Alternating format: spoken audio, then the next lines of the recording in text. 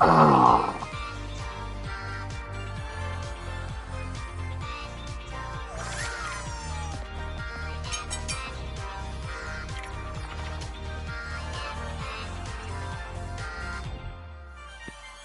Wonderful.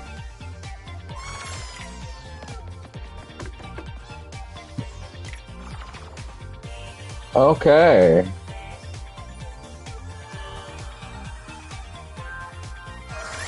Sound test. For me, and only me.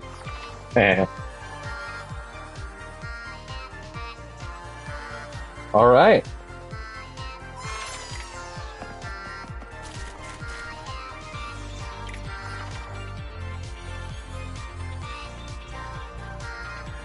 There we go.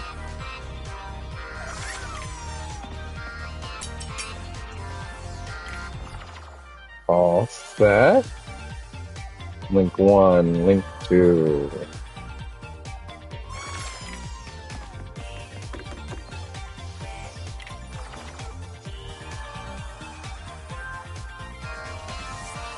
One, two, three.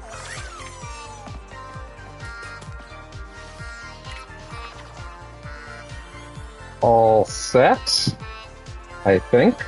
I think links are good and ready to go.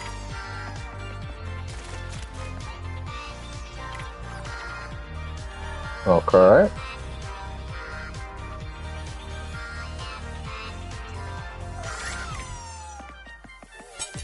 Okay. Good. Making sure this is all set.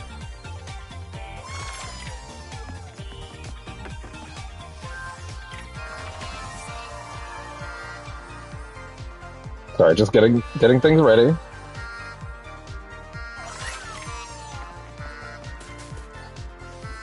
Okay. Sound is all set. Computer's being a little slower than normal. Apologies for that. But I think with that, we are good. I didn't mean to touch that just yet, but that's fine. Ah. Hi, bud. Oh, jeez. Kitty tackle. Kitty tackle. Hi. Oh, he's a good boy. Yes, he's a sweet kitty. Oh, he's a good boy. Okay. All right. Oh, sorry, I didn't mean to poke you. We are on Astro's Playroom tonight. What are we doing in Astro's Playroom? Why? I'm glad you asked. We are here to play Astro's Playroom to prepare for Astrobot tomorrow. This is not going to be a clean jump from one game into the other. It will be streaming Astrobot tomorrow. It will probably be a little later in the day as well, but we'll figure it out. Quick thing to understand about this is that when I say full playthrough, I just mean we're going to go through the levels and have some fun. Astro only lets you have one save file, and apparently there's some sort of save transfer thingy in Astrobot, and I don't... This is a 100% complete save, including the 4 bonus spots they just added. So I'm gonna be keeping that in mind. So I will not be deleting this save. I have deleted an Astro save 3 times, and then replayed it from scratch to get all the collectibles and stuff like that. It's a joy to do every time. But we will not be doing that tonight, just because I don't want to grind coins on camera, you know. So yeah, that's what we're doing. We'll be going through all the levels, admiring all the wonderful things that the controller does, admiring all the cameos, talking about different things. We're gonna try our damnedest to get all of that in before the countdown. I really would like to end the stream at the countdown that I have seen what it looks like, a little bit of what it looks like when it ends, thanks to New Zealanders posting the clips. So we will be trying to make sure the stream ends on the countdown, but if it doesn't, you know, it be what it be. For the sake of that full Astro experience, even though it's maybe a little weird for the sake of a stream. We're gonna start with the controller demo. It's gonna be interesting going through this as well as Astrobot tomorrow, just because like the game is so focused on being both a tech demo for the PS5 controller and all the wonderful things inside of it, but it's also an incredible platformer in and of itself. It's so good. It's unbelievable that this came with every PS5 for free, if you're not aware. I saw someone yesterday that was like, wait, that was a game? I thought it was like a weird video on my PlayStation's menu. I just deleted it. And it was like, oh my god! Oh my god! Oh my god! No! No! No! Oh! You fool! Anyway. Yeah. So it's going to be interesting because I imagine both in the original, well, I know in the original, but throughout Astrobot, they're also going to be doing a lot of cool shit with the controller, I imagine. And I guess I'll just kind of have to describe it. Like, yeah, here's the cool shit they're doing in this bit. So yeah, that's what we'll be doing. I'm gonna not open and look at all the artifacts just yet. We're gonna admire them in the labo room when we're through all the levels, just for the sake of funsies. But yeah, let's. This is how the game originally starts. They really want you to appreciate this fucking controller.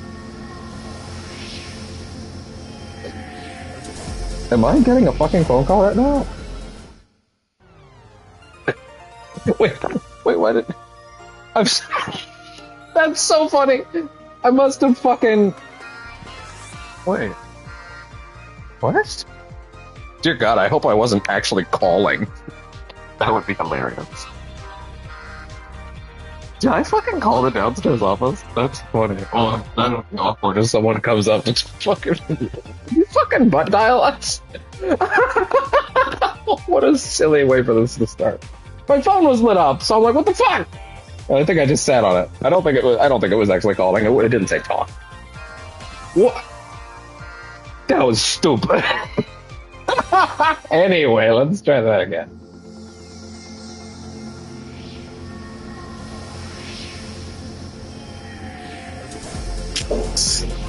Are you fucking...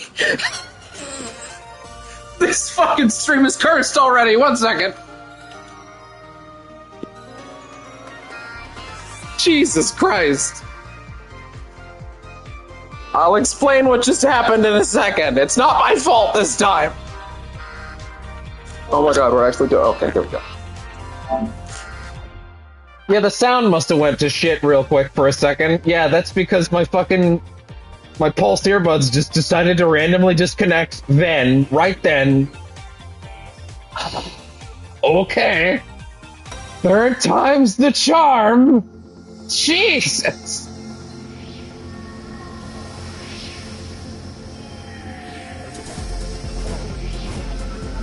Someone's gonna burst into my fucking unit. Why did you butt dial us?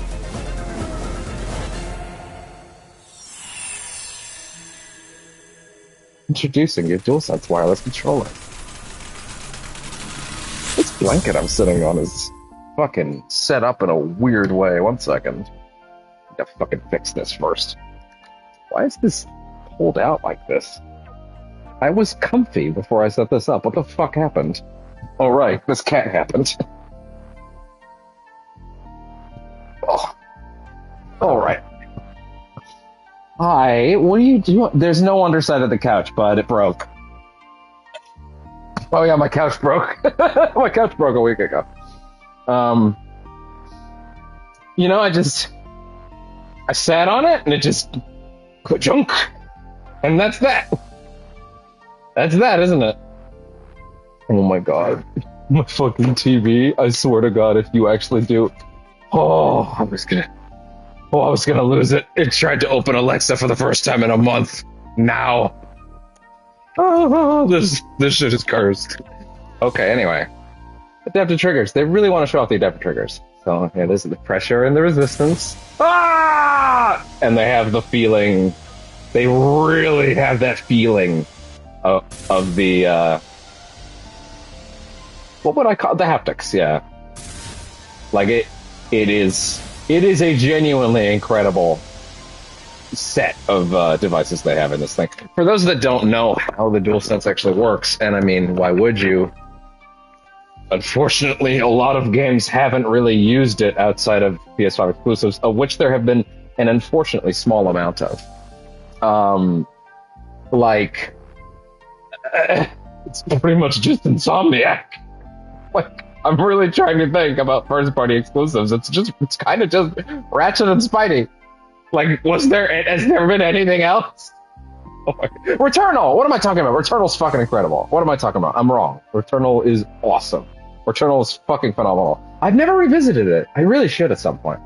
The way that the haptics work is that there's a speaker inside both of the grips, and they play sounds that basically emulate like a speaker would, and by playing the sound silently, albeit through that speaker, they create the vibrations that feel like a sensation similar to what you would expect it to be.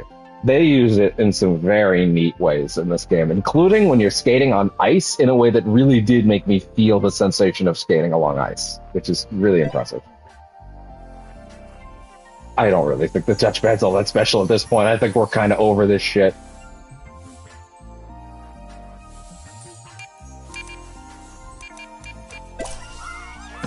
There they are! There's the bots. Okay, and now this is really neat, because you can feel them.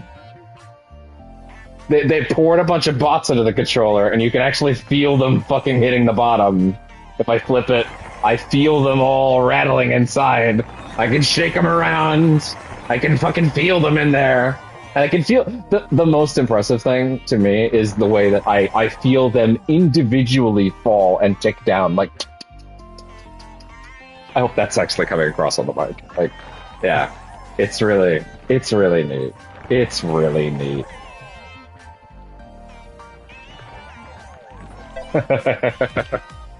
Ah!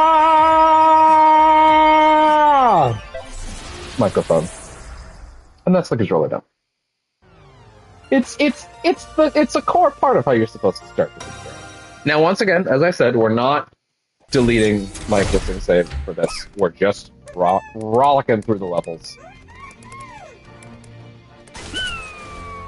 But yeah, to be fair, this is pretty much how it starts. So there he is. Look at him. He's got his Vita. It's not outdated at all. Sony pushing the Vita in 2020 is hilarious.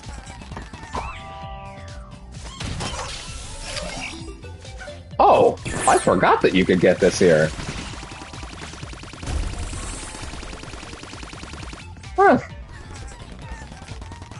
Did you get the other power-ups in here? I forget.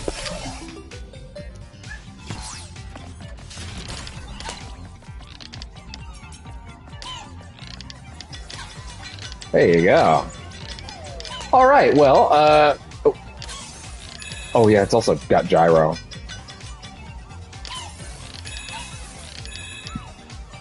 In fairness, the gyro does work pretty well. He's so happy! He's gonna do the Fortnite. Oh, wait, can I not do the Fortnite dance if I'm holding the bow? Fuck. One sec. There.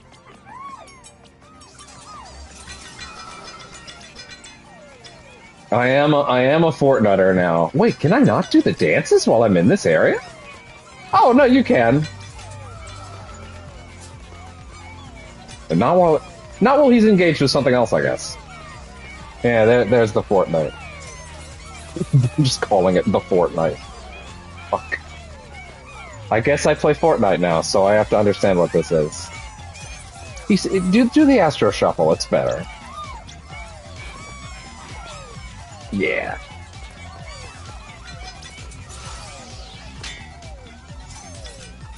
He's gonna clean it up. He's just gonna clean it up, our little GPU man.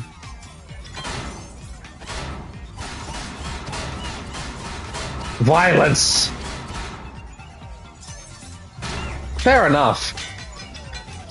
Anyway, before we go do anything else, let's make sure to admire my still undefeated on my friends list speedrun records.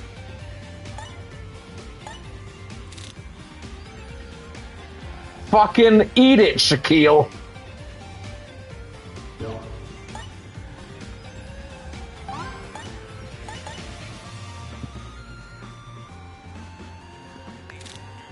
Getting called the fuck out.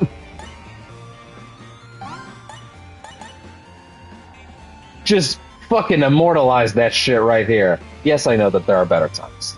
Obviously, people have done better times. But, oh, damn, wasn't even beaten by someone from my high school. Damn, not looking good for Shaquille. Oh, once again, bottom of the rung, pathetic. Oh, my climbing run record. The bottom half of these is all the motion control stuff, and I bet there are tons of people that hate this shit, and it's one of the only times that motion controls haven't thrown me. I have really good times on these. Not not fucking Carlos's, Jesus Christ. But pretty solid jetpack run.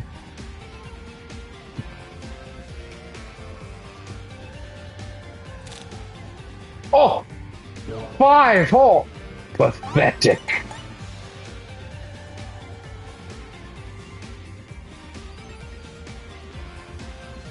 It's taking a minute.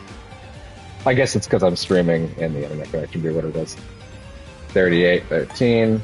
And lastly, I guess I should mention, and I'll probably mention this during the actual Astrobot thing as well, that my internet connection is not what it used to be. Therefore, oh yeah, see, just annihilated on all fronts. My internet connection is not what it used to be. This may eventually change, but yeah. So Shaquille bodied in the leaderboards. But yeah, my connection is not what it used to be, which means the stream could randomly kick out, and then I'll just have to deal with that. This will also be present for Astro. I'll have to start saying that at the start of things, but yeah, that's how that's going to be. Now, I want to go through these levels in order of their eras. If I'm recalling correctly, I believe, at the very least, I can tell you for a fact, if I'm not mistaken, I think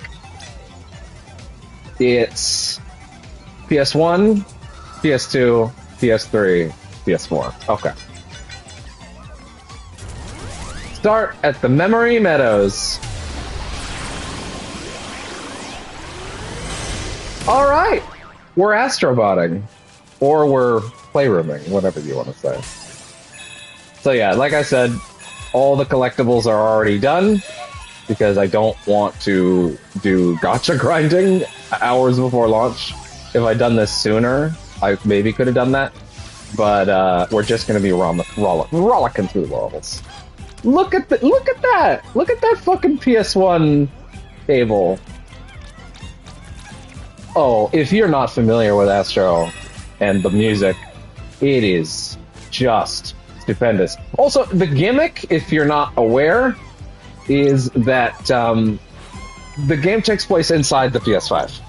These are bespoke sections of the PS5's internal guts, and Astro just lives there, and he's having a ball. Right now, we are in Memory Meadows, where all your save data bullshit is stored.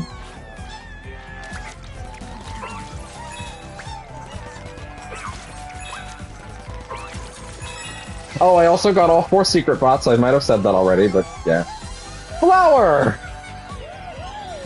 Well, I will, of course, point out all the cameos as we get to them.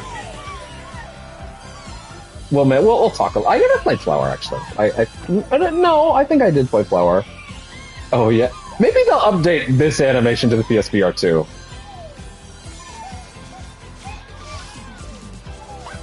Alright.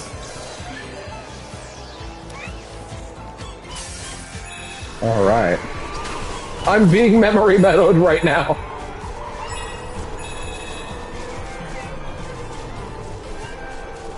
I'm being memory meadowed so hard.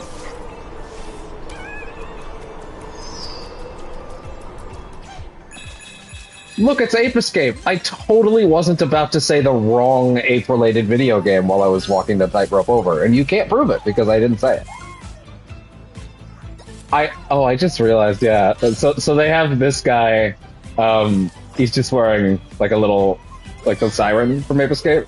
But if we stand here, can I not make them appear anymore? Hi, bud.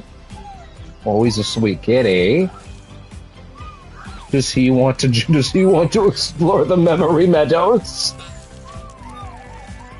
Oh, he's so good. I lost a viewer because I was playing with my cat. Pathetic.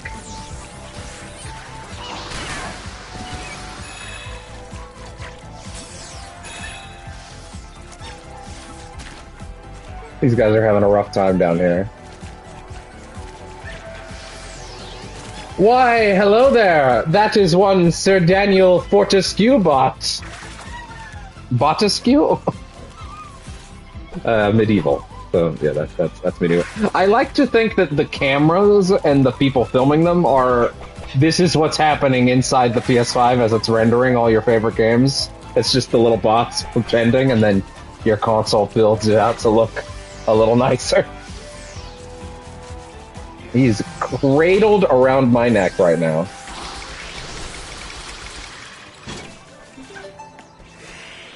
Whee!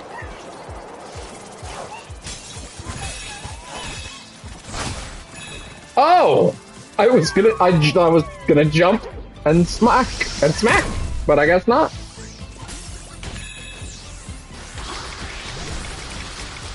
Apparently, Astrobot itself has difficulty levels, which is very exciting. I will be playing on hard. Because why wouldn't I? Although there's apparently also bonus challenge levels, and of course we're going to do everything in Astrobot tomorrow. So, yeah. Whee!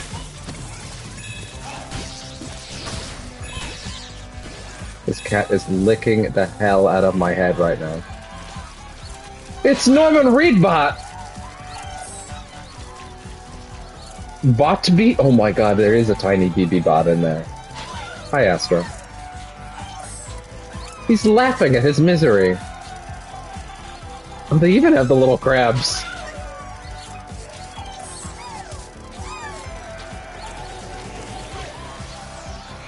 Look at that cloud troller. Words. No, honestly, I nailed that. You're wrong, I nailed that.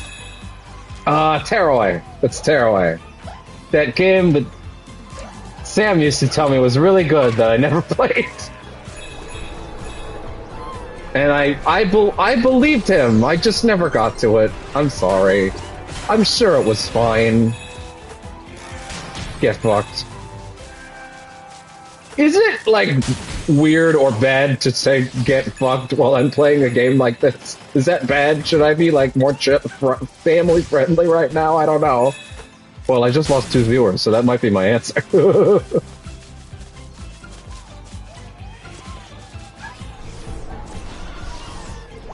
If you're here for family friendly, you might be in the wrong place. To be fair, though, it is Astro. Yeah, Eco and... I forget her name. I'm so shocked they never went ahead and remade Eco. They just did Shadow. Man, I should replay Shadow of the Colossus.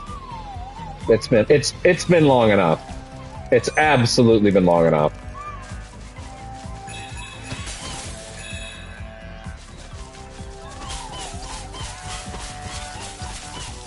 No, you're not allowed to get the bots again. Okay, interesting. So that's where the Ape Escape bot was, the proper Ape Escape bot.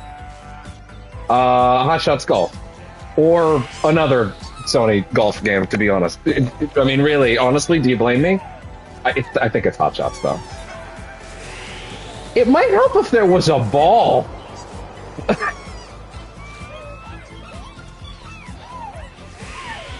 I saw someone today say, like, the only flaw with Astrobot is that the Fortnite dance is in there. which I kind of laughed at because I was fucking around with this days ago to get the bots, and I realized that the dance is already here then. Like, oh no, that was always there. So it's not even. You can't even really ding Astrobot for that. But also, even I have been taken by the Fortnutting curse. No one is immune to it. We all think we are, but we're not. It came for me eventually. It'll come for you if you think you're holding out. You can't. I promise you, one day it'll get you too. It's inescapable. He's having a ball up there.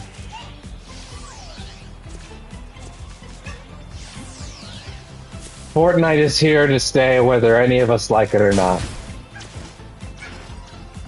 I couldn't beat them. I had to join them. I've been having a fun time with Fortnite in the last month, in fairness. I have. I really have. Ow! Asshole!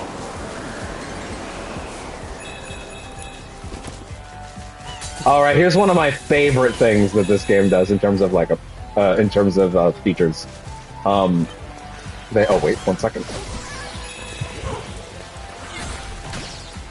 Is they have this little this umbrella that you can actually feel the raindrops hitting the controller very drastically. This is probably my favorite DualSense trick that they use in this whole game, to be honest. I think it's really impressive.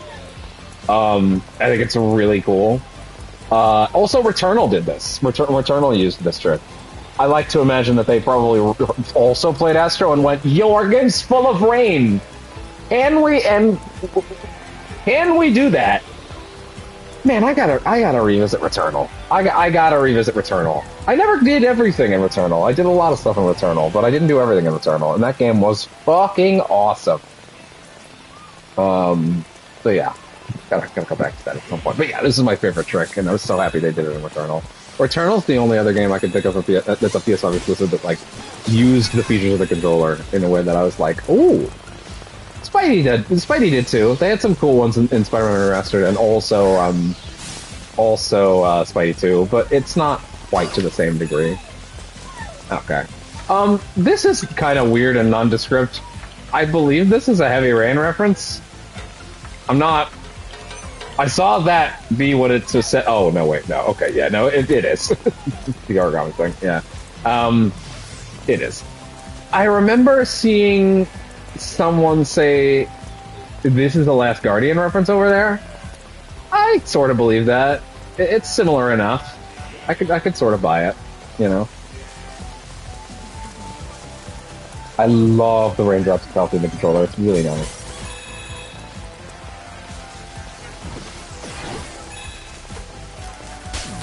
He's just rubbing all over my chin right now. I love you too, bud.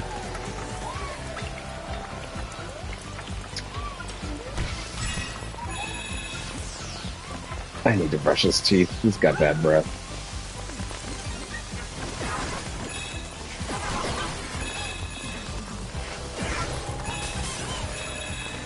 All right.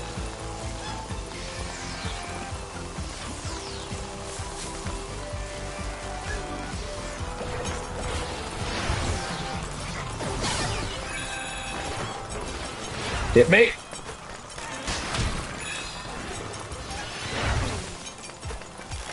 And there you go. All right then. Oh!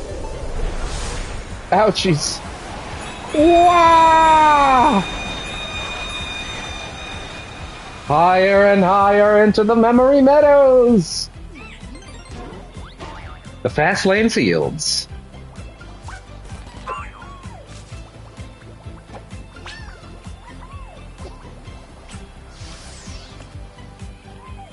What are you referencing, or are you just generically? Oh, I feel you, pal. Oh, he's counting. Oh no! Oh, you refreshed him before he finishes. Oh, fuck this! Damn, that's a fucking Sisyphus complex if I've ever seen one. It's some fucking roll the ball uphill shit forever. Oh my god, that's terrifying. Is it Sisyphus is the one that rolls the ball up the hill, right? Am I mixing that up? I don't remember. I think so. Oh, this is great. Zip it up with this. Yeah. Some people hated the motion controls for this game. They're the only ones that I've ever been able to tolerate. Although this isn't really a motion control. It's the touchpad. This is totally fine once you realize that you just hold the touchpad down to stop your Astrobot entirely. What is this one? MLB The Show, right? For sure. Yeah, so I'm just flicking the touchpad to get the ball rolling. I remember the first time I did this, I thought it was... I think I probably thought it was a little obnoxious, but once you realize that you had to stop the ball, it's actually pretty simple. And fun. I'm excited for more weird gimmicks like this. I kind of wanted to do that legit, but, you know...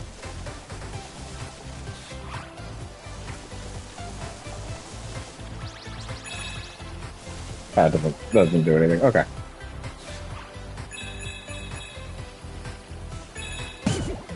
Oh yeah. Oh yeah. Oh yeah. If we get through everything... Oh! Hey, let's try to do this. I don't remember what this does. Oh, does it do anything? No, I don't think it does. I think it's literally just roll and you get music. If we do get through everything early, like before the countdown at midnight, then I'm Jumping Flashbot! Never played Jumping Flash. They did put it on PSN. I probably should have.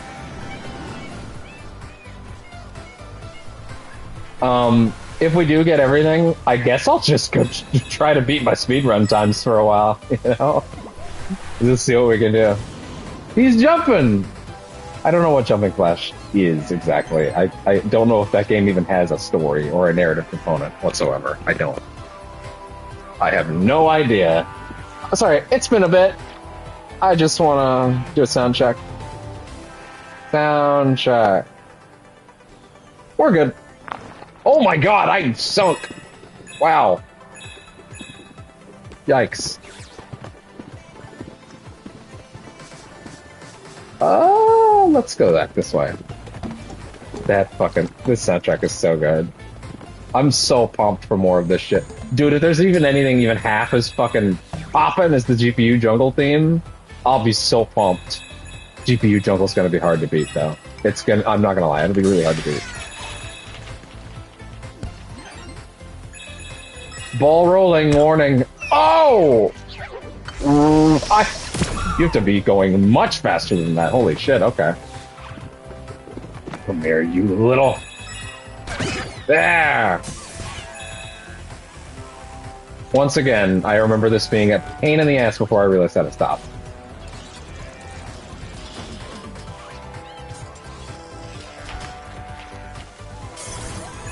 Look at that! Look at that vintage setup! That shitty CRT. Love it. Oh, that's a pleasant feeling on the controller. Oh! Woo!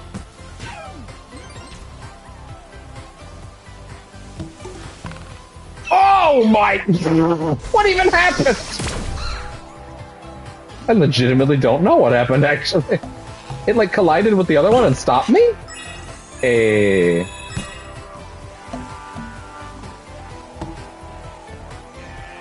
Not as much stopping to smell the roses in these motion control segments. Oh, yeah. Oh!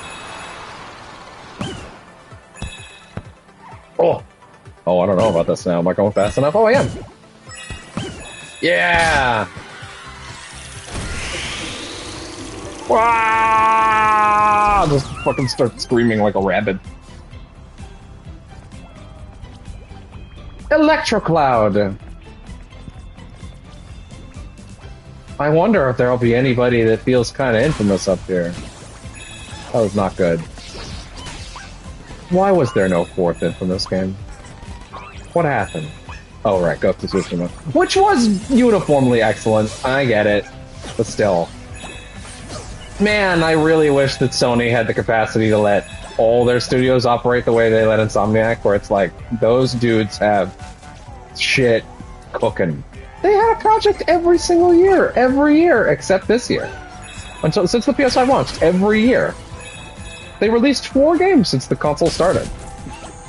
The remastered version of Spidey, which had most of the studio working on it, by the way. That was not like just a remaster. That was a big deal. That was a giant project for them.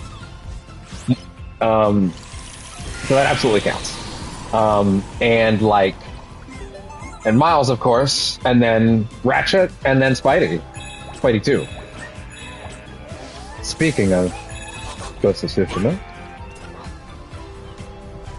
Gene Sakaibot. Replaying that game was so great. That game is so good. Also, the DLC Iki Island is also really, really good.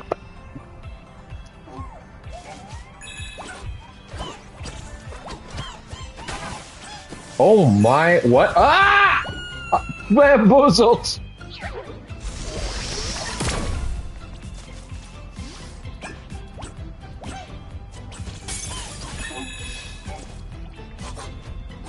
Oh, you can get it closer. God, the other week I saw, like, top 10 dumbest tweets contender. Like, there was a dude, his name, I've seen him around, he always tweets the dumbest shit, like Blu-ray Angel or something like that. And there's that bit in Deadpool and Wolverine where Deadpool, cleans the sword with it in his arm, and he tweeted something like, reference to Ronin found it from Avengers Endgame in fucking Deadpool and Wolverine, and it's the blood clean that he does in his first scene with Hawkeye when he's Ronin. And I'm like, how fucking stupid are you that you think Avengers Endgame invented the fucking samurai sword clean? Like, what? My good bitch, please! Please! Anyway. That was so... My fucking eyes nearly rolled out of my head. And I'm usually the first person to give the MCU props for stuff, so you know it was stupid.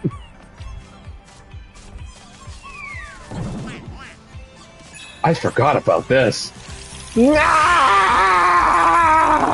I don't know why I feel the need to scream like a rabbit every time. I feel like, did I?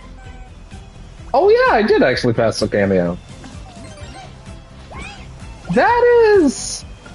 What is that, actually? What is that? That's not something Sony owns, is it? Wait, because I'm thinking like SOCOM, or... Wait, is SOCOM Sony? Damn it. Now I have to get the fucking list of references. Yeah, list of, that's what I want, yeah.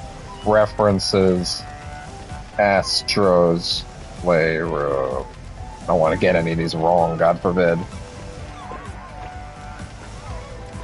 He's just playing there, just enjoy him. Let's see. Okay. Give me the list, please. Every Easter egg. There we go. We have in the GPU, or no, sorry, not GPU jungle. In the memory meadow, we have. Oh, it was Everybody's Golf VR was the one from earlier. I guess that makes more sense. It is Air Combat. Oh, 1995's Air Combat, which would go on to become the Ace Combat series. I did not know that, actually. I thought Ace Combat was its own thing. I didn't know this was, Huh, that's neat. That's cool. They had no idea. I've never played any of those. Fighter jets are kind of cool. Maybe I would vibe with one of those. I don't know. The most I know about it is that fucking dog JPEG from one of the earlier ones. Listen to that!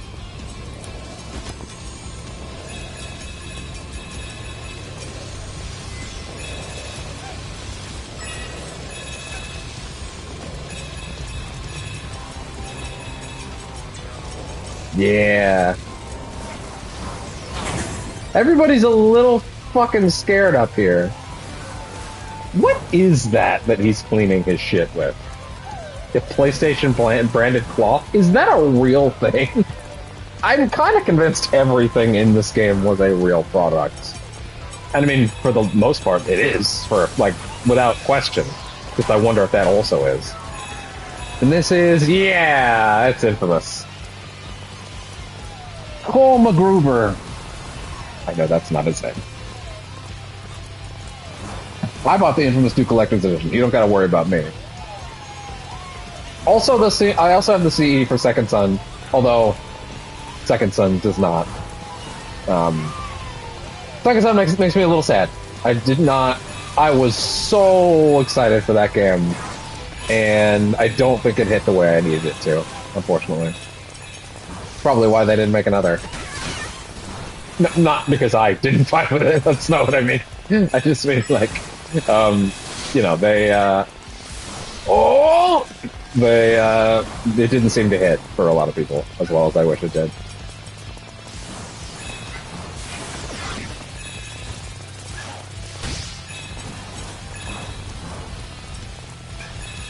So I'm gonna be real. If I hadn't read this one back in the day after I played Astro the first time, I would never have been able to play it. But this is Siren. Siren Blood Curse. Wait, is Blood Curse the PS3 one? I think Blood Curse might be the PS3 one. I remember I watched a video essay on Siren last year from a channel called Eurosub. This nice little British lady that's the name of that channel would not at all prepare you for how nice and sweet she is. But she had a little Siren retrospective in which she talked about how that game is brutally unrealistically difficult in ways that kind of benefited no one, and they kind of tried to work around that. You should just go watch her video on it, to be fair, and listen to me half-heartedly recap something I watched over a year ago. I'm probably not even remembering it correctly, so... yeah, but that's the most I've ever engaged with Siren.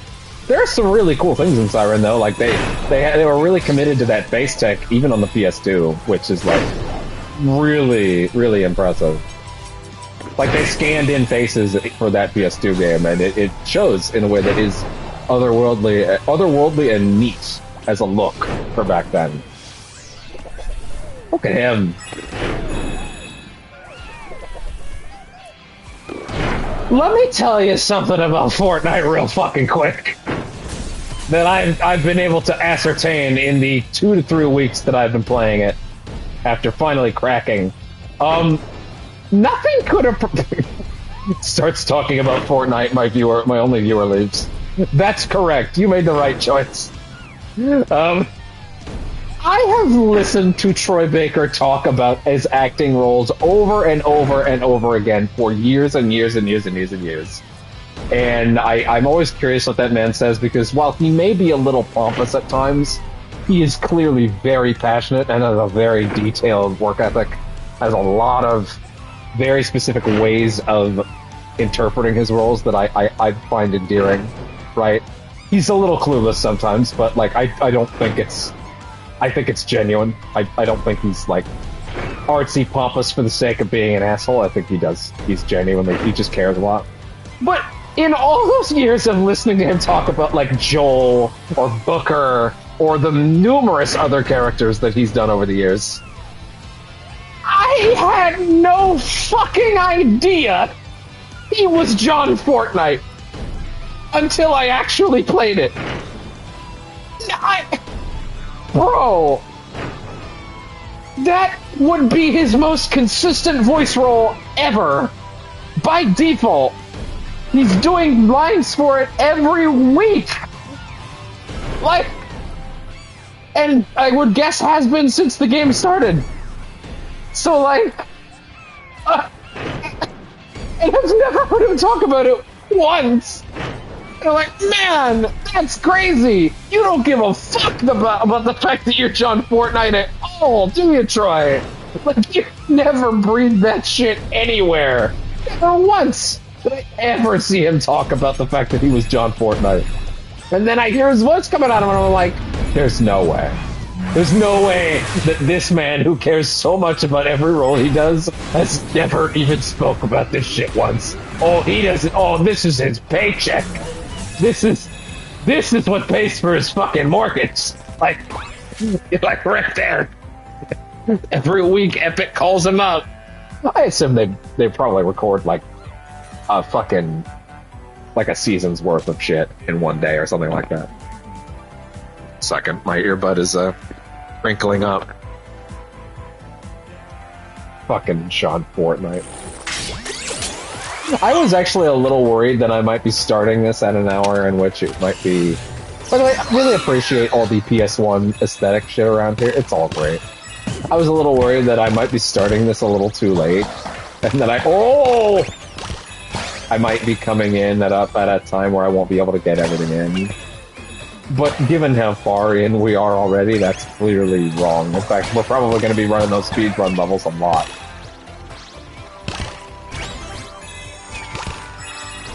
There we go.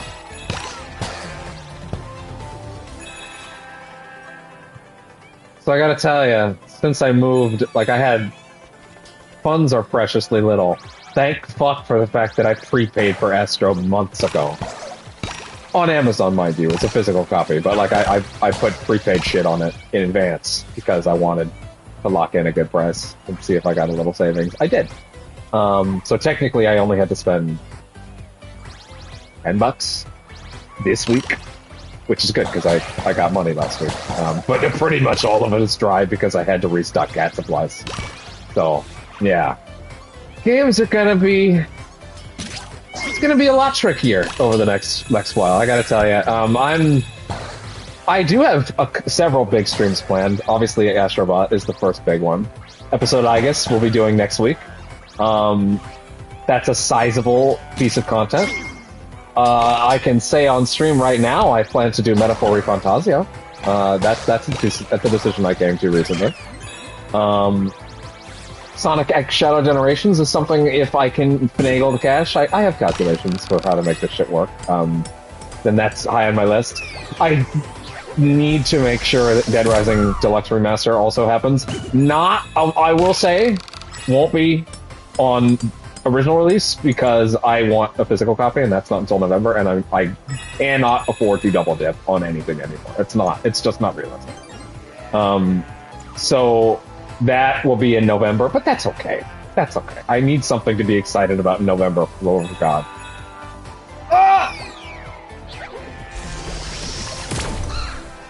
But yeah, so those are several games I'm looking at. I'm gonna be honest, even though I'm incredibly fucking incredibly unconvinced and skeptical of the Silent Hill 2 remake right now, which I think looks like ass. I was really excited to stream it.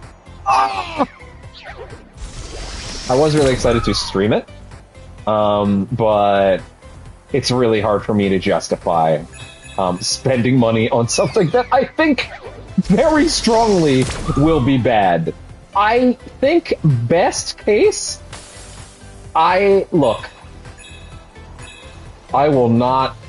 admit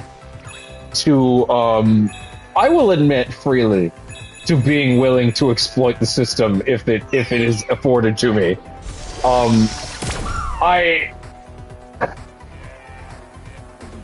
Amazon, all I'm gonna say is Amazon lets you return your shit for a month in Canada, especially as a Prime member. And I bet I can beat Silent Hill 2 on stream in less than a month. That's all I'm gonna say about that. The Amazon rental service. Fuck! I need to listen. I'm okay with that. You know, I can live with that. I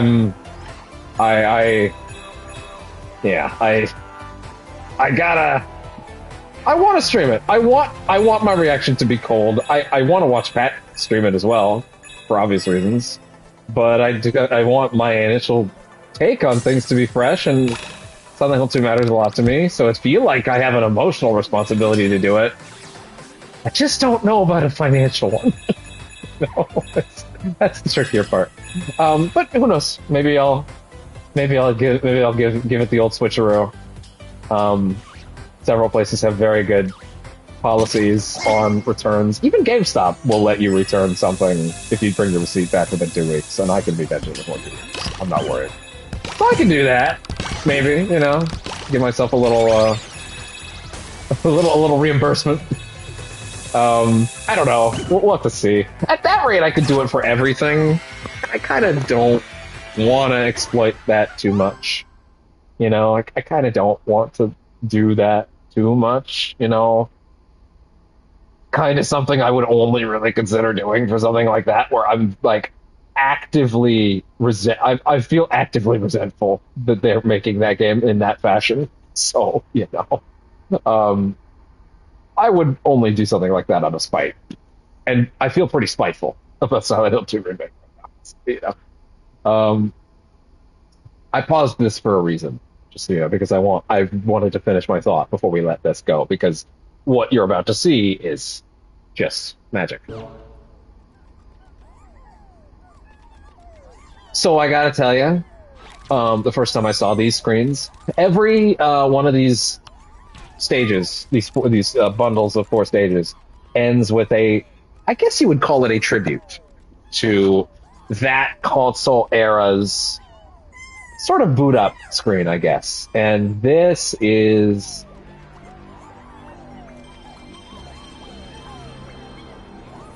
just beautiful.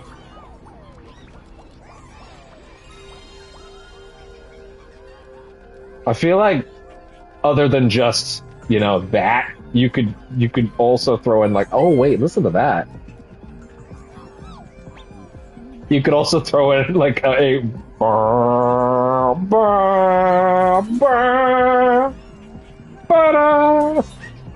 I feel like that would also fit with walking up to that.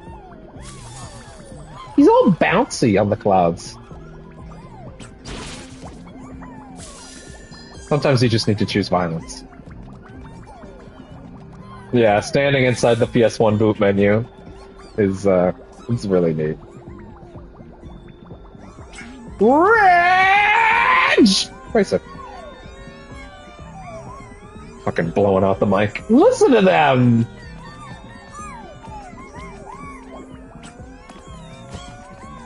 They're so excited. Oh. Since I won't be able to put it on camera, because they added the 4 special bots before release that are currently waiting outside the countdown room. And, the 4 bots are Lady Maria of the Astral Clock Tower from Bloodborne, which is hilarious that they threw in some Bloodborne love at the last minute. Even though there is a Bloodborne bot in the game already, in this game already. But and it was insane. You had to find a specific segment of a tree at the start of GPU Jungle and punch in the release date of the Old Hunters DLC. It was crazy. They had an Ape Escape one, which was a lot simpler. It's just punch the tree, feed the monkey the banana, and the matches dances. It's pretty simple. They had a Returnal one with Celine, a Celine bot. That one was great because that is going to it's going to the brain. It's going to the space level. Sorry, that's the best I've got apparently. And fucking it's going to the space level, and it's brain, please. It's letting yourself be killed in a certain spot on a Returnal ring, and then returnaling, so to speak. And then the reason I actually brought this up is because the other one is a Gran Turismo bot, and you have to touch these it's on the beach level. You have to touch these fucking these special spaces, right? That have little racing triggers, and then you have to come in here. You have to start here. You'll hear a motor sound, and you have to actually go do this pattern. Sorry, it's actually this pattern. No, it's this.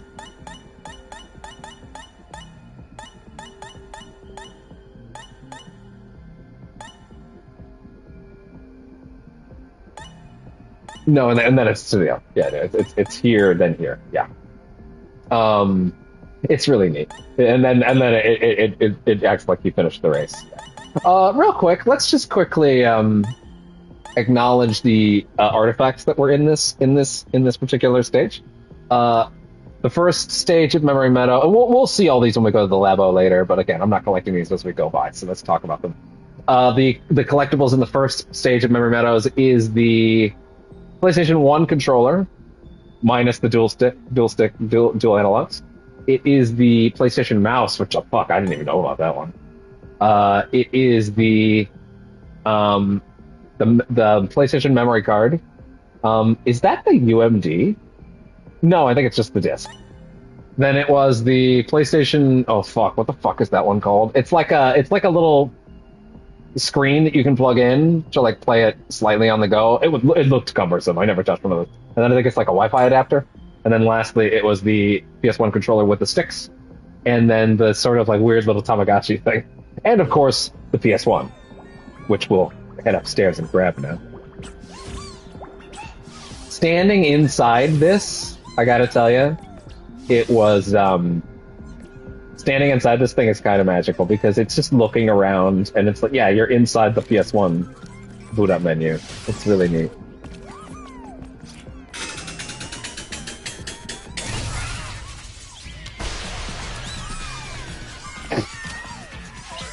Yeah!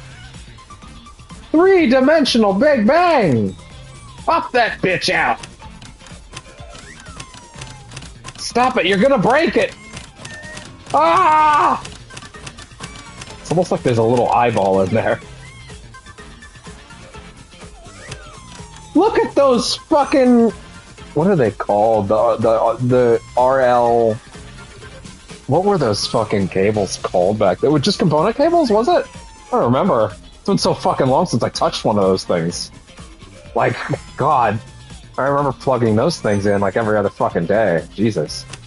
I wonder if I'll have to recollect all of these old artifacts in Astrobot. I hope so. Because there's a couple in that are still missing. Like, there are a couple things... This game's pretty fucking comprehensive, but there are some accessories throughout the years that they missed. The most glaring omission for me personally, because they added a couple more when Astrobot was announced. They added a bunch of stuff that was released since the PS5 came out, like the PS5 Slim. Oh no, don't look in the labo! No, spoilers, we're gonna come back here later. Well, wait.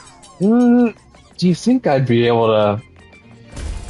You think I could fucking finagle the camera to where we don't look at... No, we can't. We will appreciate everything in the labo later. We can appreciate it all at once. But like, fuck, what was I saying? I had a thought, sorry, let me just back my stream up for a second. What was I talking about? Right, they added the PS5 Slim in there. They added the DualSense Edge, which I'm holding right now. They added the PSVR 2, and it's a bunch of neat stuff. But there were a couple things that I was like, not those though. And the ones I'm mainly thinking of are the ones I'm mainly thinking of would be the like the DualSense Pulse earbuds, like the ones that I'm. Or the Explorer earbuds, like the ones I'm wearing right now. Or the Pulse Elite headset.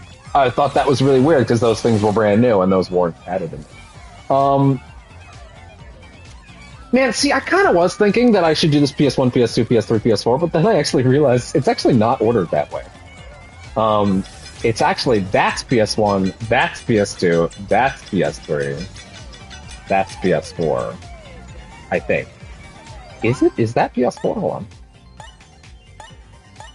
Yes, this is... No, that's PS3.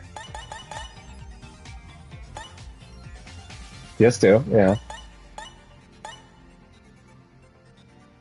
Teraflop, Tree Chops. Yeah, the GPU Jungle's the PS2. PS4. Huh. Really? Interesting. Okay. Then you know what? Here's what we'll do. We'll go through these in the eras most appreciable to my nostalgia for them. The eras in which I'm, like, most excited about them. Which is still PS1 at the bottom, because, don't freak out, don't stop, I feel you freaking out. I didn't have a PS1. I did not have a PS1. My first console ever that was mine was a PS2. What actually happened was that I did also have an N64, to be fair.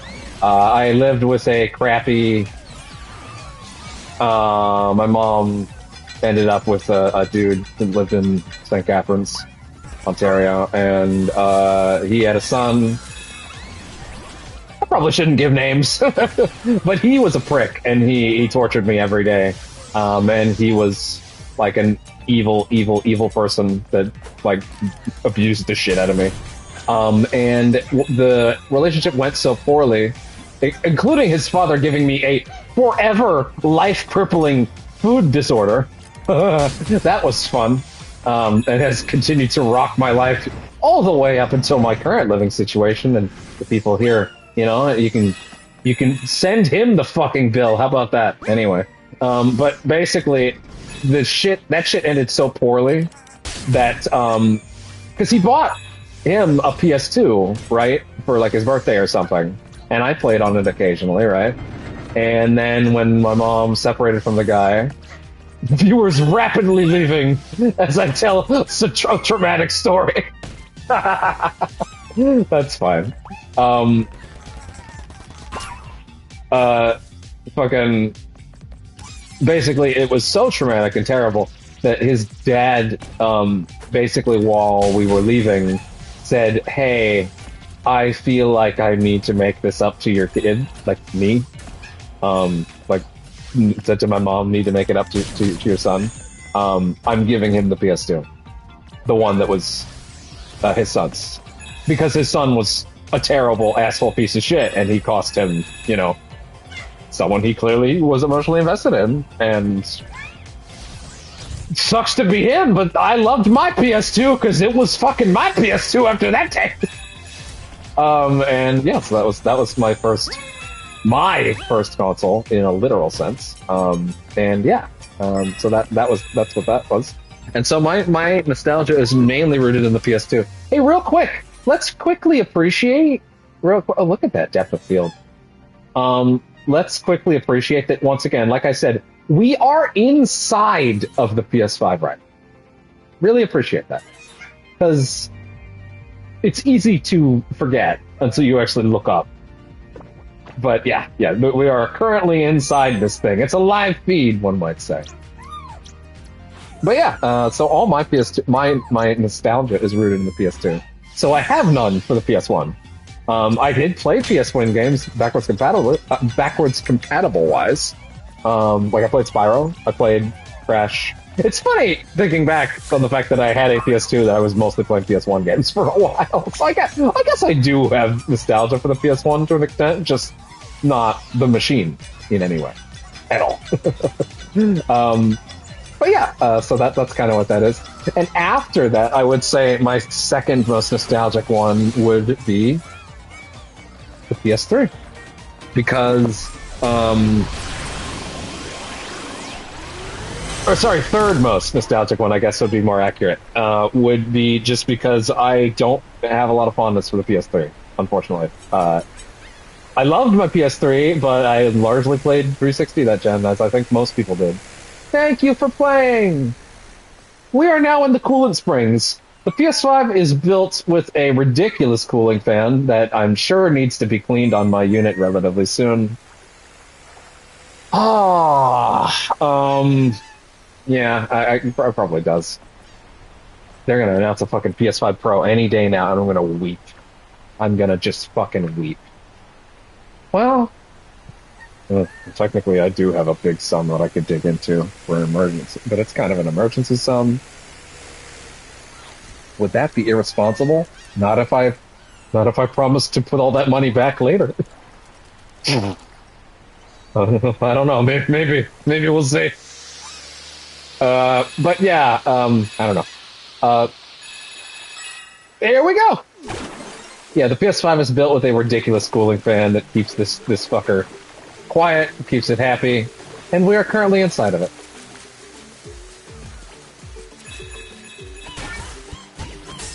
Fun fact, this is actually the first level I touched when I first played the game. I didn't realize they had an association with different platforms. Yeah. Boy!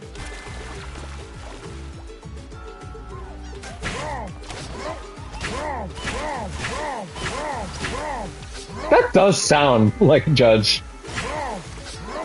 I gotta replay those now. I've meant to go back to both 2018 and Ragnarok since I got this TV, because those are like big visual showcase games. Those are big fucking epics to put on this TV. Also, Ragnarok runs at fucking 120, so that's awesome. I did play the DLC, the what was it called? It was Valhalla. Man, I played the shit out of that roguelike. It was so good. That being said, Spider-Man has been a game that desperately needs a roguelike mode. Desperately. That game's biggest flaw is they do not let you cut loose with the combat nearly enough. And all the challenges they have to let you do it are limited time. It's really rough. Also, they only let you do get to do all the Mysterio challenges with Miles. Peter doesn't have an equivalent of those, and that really bums me out. And they took out bases! I know people thought the bases were repetitive, but god damn it! They were the best place to play around with the combat, and they made the combat way better in 2, but they gave you less chances to mess around with it and experiment and play with it. The only time that they really hit you hard is they do have these small outdoor-based kinds of things, but like they have optional objectives to make them easier. And the only way to really have the most fun with them is to not do those. Goddamn, no, just throw the enemies at me, please! I just want to have fun with that game's combat, and they don't give you enough chances to do it in that game. It's my biggest issue. The first game has so many more chances to flex your combat muscles, but the mechanics are nowhere near as good as 2, and 2 doesn't let you experiment with them as much because there's less fighting! Bro, sorry, I have to bitch about this one more time. Spidey 2 is incredible. I love Spidey 2. I did love it. You can go watch my playthrough of it on the channel. The game's fucking awesome. I love it to pieces. I really do. This is not, like... this is shit that doesn't matter, right? The game's not better or worse without this or with it. But for me, I want to play around with it more, right? And, like, they have fucking... They made... There's literally so many places... There's so many places to experiment with the combat in the first game in Miles, and they don't let you in 2, and it bums me out. Someone on launch day tweeted... I think it was fucking Jeff Grubb. Fucking Grubb. I think he tweeted something along the lines of, like, yeah, my only issue with Spidey 2 is that, like, there's way too much combat by the end. And, like, the last third of the game is, like, combat, and you realize that's all the game is. And then I played it, and I was like, no, there's not nearly enough! God damn it! Shut up! They might listen to you and actually put less in the future. Anyway, sorry. Now I'm just ranting. Loco Roco! Anyway. Listen, I have to fill time on the stream to some degree. I gotta make this shit last till midnight. Yes, there's plenty of combat, but they don't let you experiment with it enough. The game is great, but, like,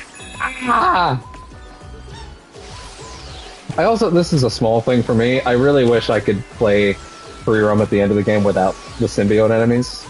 Because I do like the symbiote enemies. I think they're really great. I think they're all well designed. They have a lot of fun gimmicks where you have to really think about how you're approaching them. And they do challenge you in ways that the other enemies in the other games haven't so far, and I think that makes them really neat. But when I swing around the city and just be Spider-Man and, like, free roam and web swing and just go for that experience, you know? And, like, when I'm not, like, playing the game necessarily, I'm just vibing. I don't want to fight symbiotes when I'm doing that. I want to fight crime. I want to fight the Craven Goons, and I want to fight regular Street Thugs, so I have like an early game save, but it's like, they don't have most of the enemy types out on Street, so it's like a bummer. Like, I really wish there was a way to, I don't know, change which enemies were on the street, like disable the symbiote enemies. Let me turn them on when I want, but, you know, it's a very specific thing for me. I just want that flying around the city, Spider-Man crime fighting, like, vibe, and the symbiotes give it a very different vibe, so that's my thing. Just wish I could change that into but it's fine. Once again, these are not real issues. These are just weird little esoteric idiosyncrasies in my brain. And my brain's a weird place. Let's not fucking kid ourselves. If I'm not mistaken, this is Concrete Genie. A game that I never played because the first thing I heard about it was that it bricked a friend of mine's PlayStation. And I was like, okay, I'm just not going to touch that then. And then I just never ended up touching it. I'm sure they fixed it. But, like, it fried that bitch. Like, bricked. Like, they tried to boot it a couple times, and that game just fucking bricked the whole unit. So, that was a bummer. Yeah. Admittedly, I don't think me and that person are friends anymore. I don't think they talk to me. But, yeah. So I never got around to Concrete Genie. Wonder why.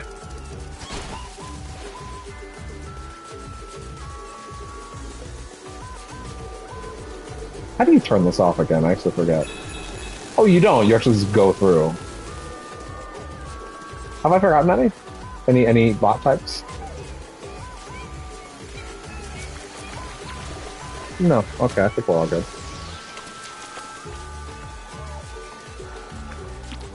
Oh, hey. Yeah.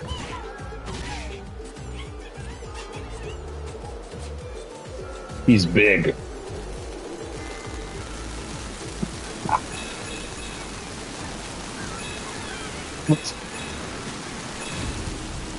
Into the cooling unit.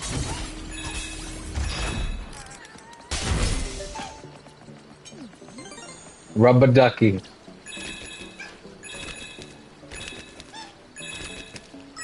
So yeah, this was technically the first level of this game I touched. I don't really think there's a right order to play the levels, to be fair. There clearly isn't. I do think I do think the order I ended up with, I personally do think was the right one. Because ending up on PS2 last, the first time, was a good moment. That shit hit just perfectly.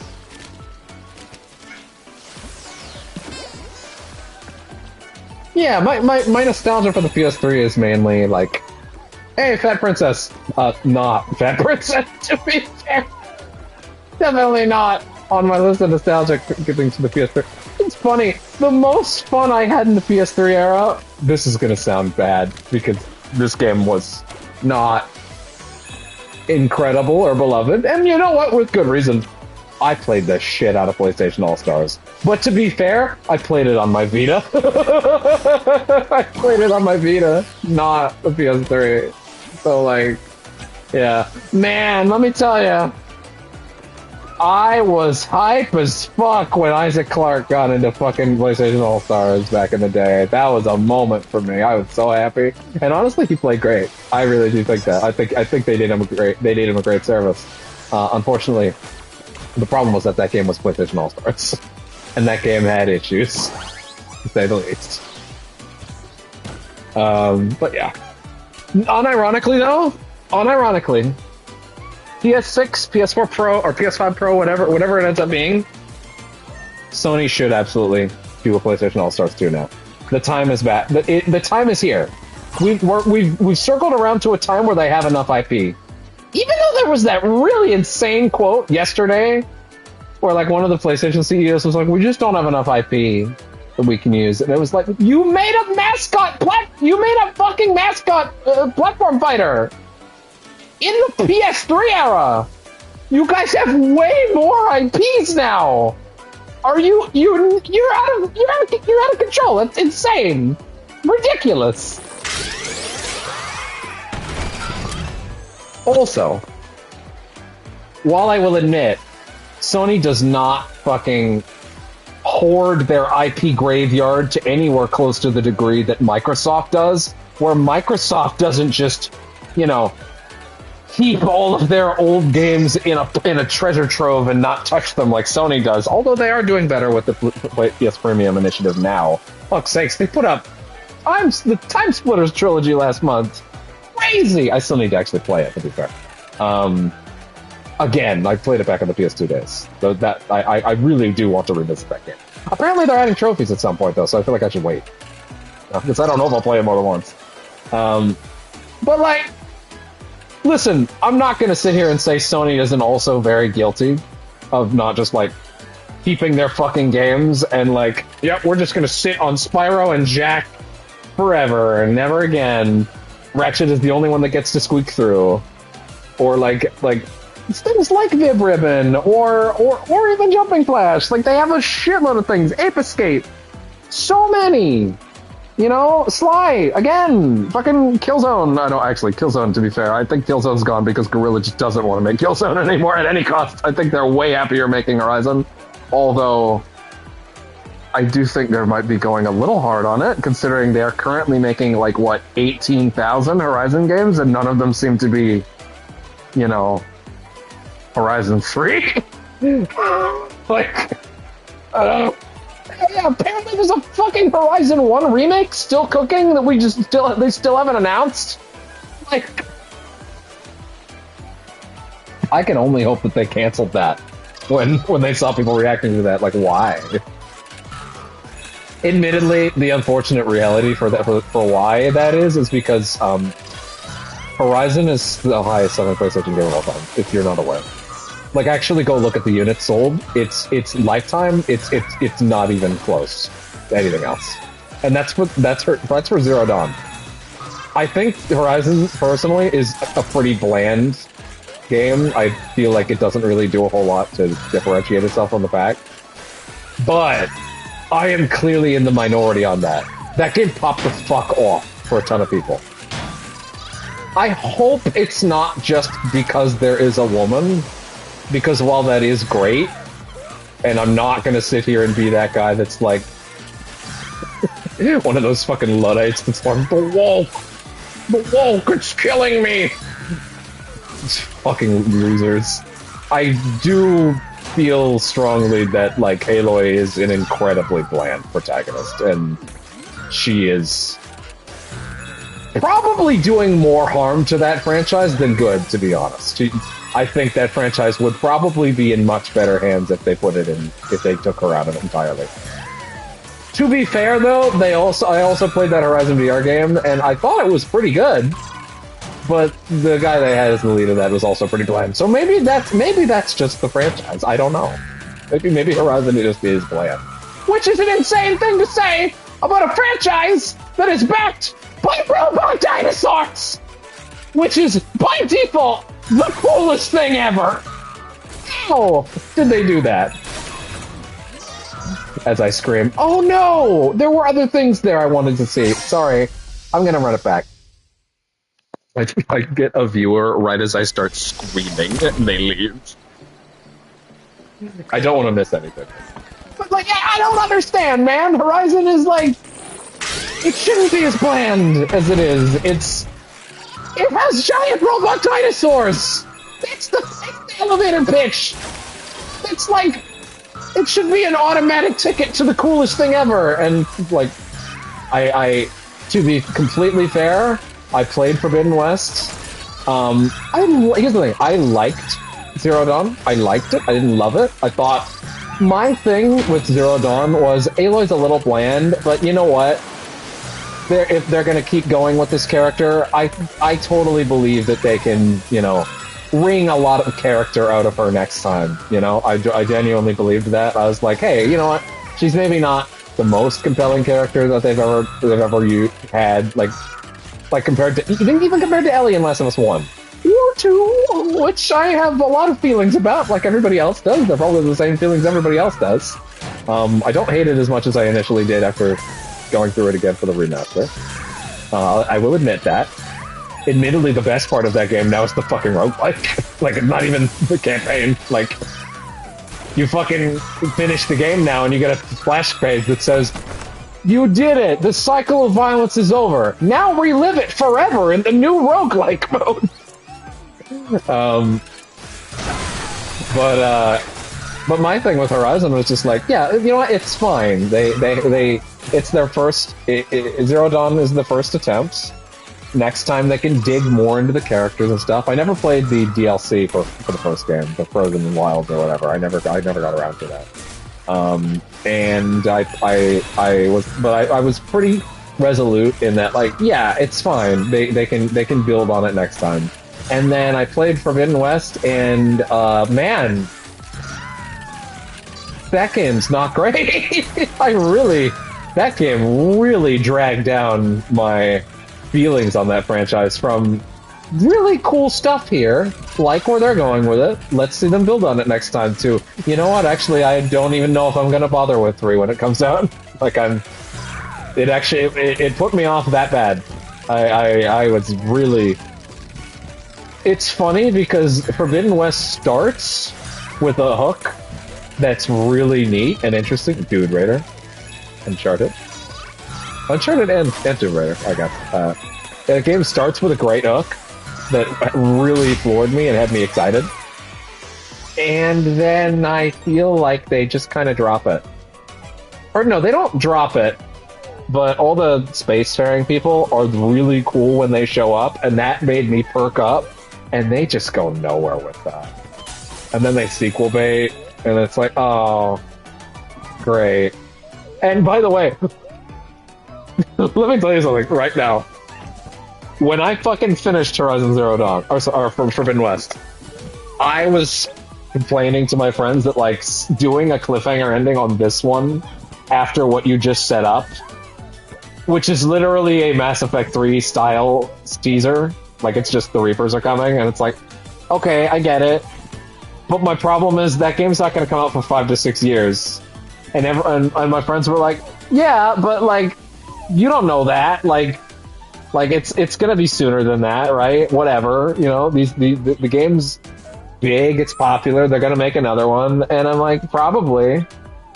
And it turned out the answer to that was, actually, they're gonna make like 70 Horizon games, and we've heard about all of them at this point, except for 3, which makes me genuinely think they're not making it.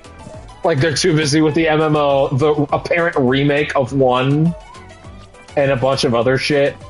And I'm like, the VR game, the Lego game, which looks actually exciting, and I already like Lego Aloy way more than I like Aloy. And it's like, yeah, I guess I was super right back then, huh? Yeah, they're just fucking. Who cares about making Horizon 3? Which is insane, because the people that like Horizon and buy Horizon and like 2 or 1, I sincerely promise you, all they want is 3. That's the only thing they want. They don't want an MMO. They don't want a remake of 1. They want the 3rd one. That's it.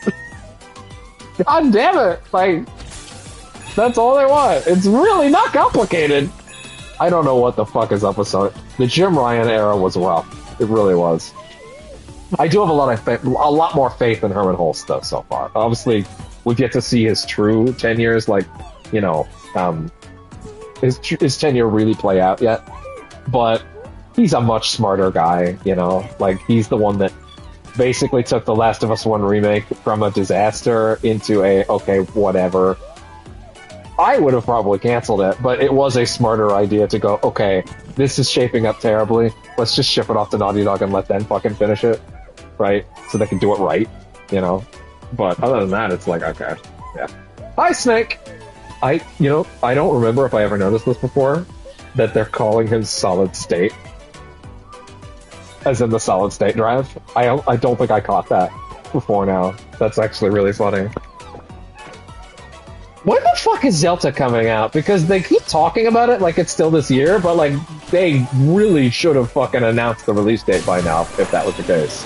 Like if they come out like in the next month and say it's November, I will have to sit here and be like, Konami, what the fuck is wrong with you? You should have announced that already. Did you literally just want to keep all the focus on Silent Hill? Because that's stupid. Like, people need time to build their fucking funds sometimes. Not everybody can blow cash at the minute it comes out. Some people need to save money for months, like this guy. So, like, right now, Snake Eater Delta would have never been on my list of games for, like, oh yeah, I might skip that one. It would have never even entered that conversation of, oh, that's a skippable game. Never. That wouldn't have been an option to skip it. As long as you told me when it was coming out, so I could save for it. But you didn't.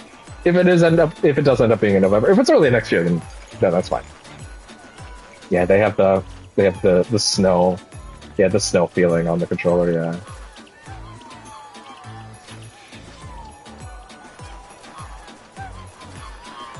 I'm realizing an unfortunate thing about the DualSense Edge, which is that I've finally gravitated to Astro Dance. I finally completely gravitated to the back buttons, which means having fingers on them at all times and like that being comfortable for me. But that also means I've lessened 2 fingers off of the grips on the controller, which means that I'm probably not feeling the DualSense effects as much as I used to, because I have 2 whole fingers for sensing those sensations off of the buttons, you know? Oh, this is Until Dawn! Yeah, this is Until Dawn. Aww. That's really good. It's Until Dawn, right? I'm not crazy here? Wait, let me look at the list. Let's see, it's in the cooling area. Oh, the rubber duck is actually from the PS2 Tech Demo 99. Used to show fluid physics, didn't know that. The Metal Gear Solid, yeah, Until Dawn's here, okay, yeah, it's Until Dawn, got it. Man, that's another thing. They announced that Until Dawn remake's release date way too late. I'm not even worried about the price. I not only want, I need to have a physical copy of that at some point. I don't care if it's, like, unnecessary to some people, which, to be honest, I never really understood that for Until Dawn, to be honest. Like, I always kind of thought that they needed to do some sort of remaster of Until Dawn, because they left it stuck at 1080p 30. Like, that game doesn't deserve that. It looks drastically worse than all the other Dark Pictures games, and The Quarry, which is more than enough reason to do something about it. But even if that's not enough for you, I think the biggest issue with it, is like, it was an excuse to put in all the multiplayer features from the other games. Although, to be fair, I actually don't know if they bothered to do that. They might have just not done it. But, yeah. Oh yeah, the ice feeling on the controller. Yeah, the ice skate sort of feeling.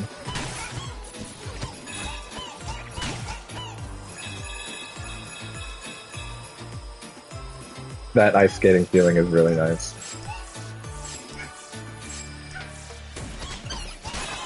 Punch the penguins! Caitlin is mad. That's sad.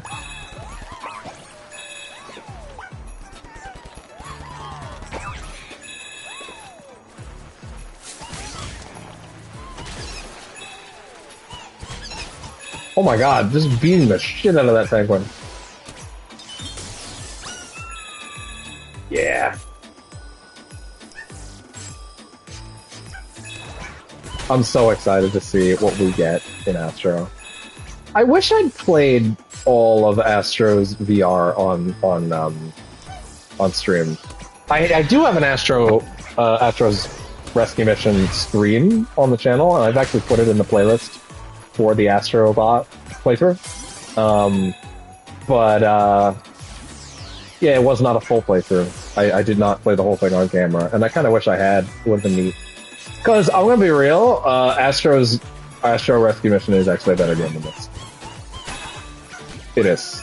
This game is great, but Astro Rescue Mission is genuinely transcendental for video games. It was a huge step forward in game design, and I stand by that. Like, they do that game, that fucking game is the fucking VR showpiece. That Astro's Rescue Mission is the fucking VR killer app. That game should have showed us what PSVR games should have been, period, rather than Sony just kind of not fully abandoning it, but not putting the weight into it they should have. Like, I can understand not going as hard on it as you did the first one, just because, like, you know, you're not sure if it'll hit, because the first one didn't. But I genuinely think that, like, by not trying, you just kind of doom it to staying that way, right? And I think the moment I realized for sure, oh, they're not trying, they're actually not trying, is two things. There were two moments, there were three decisions that made me go, oh, they're actually not trying. They don't really have a vested interest in making sure that this thing is going to be successful. And that was one, they did not back up hand over fist to get Valve to port Half-Life Alyx to it. That should have been right from the start, immediate problem to solve. Two, they did not port Astro's Rescue Mission. I'm sure that should have been obvious given how I was saying this. Like, that's like a genuine, like, travesty for me. Like, I don't know what they were thinking. That was like such a no-brainer. Would have been to port that over. And then my main one after that was that they didn't port Iron Man VR, which was a giant exclusive for them at the time. And then what? I think Iron Man VR got a fancy port to, like, another VR platform, but not PSVR 2? Like, that was insane to me. Like, how was porting all of the killer apps from PSVR 1 not number one with a bullet on their list? For fuck's sakes, the studio that made Iron Man VR is making a Batman game right now for VR that looks really good, actually. It's not like the other Batman VR game that was actually more tech demo than game. It looks like a real Arkham game in VR. And it's a fucking MetaQuest 3 exclusive! Like, what are we doing? God damn it. Anyway. You might be a Jill sandwich.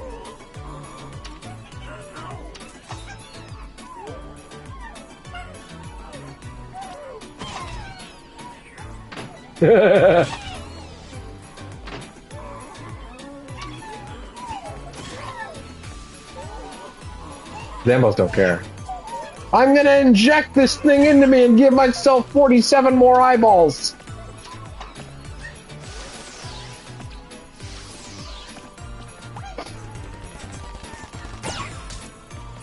Back into the suit, Astro.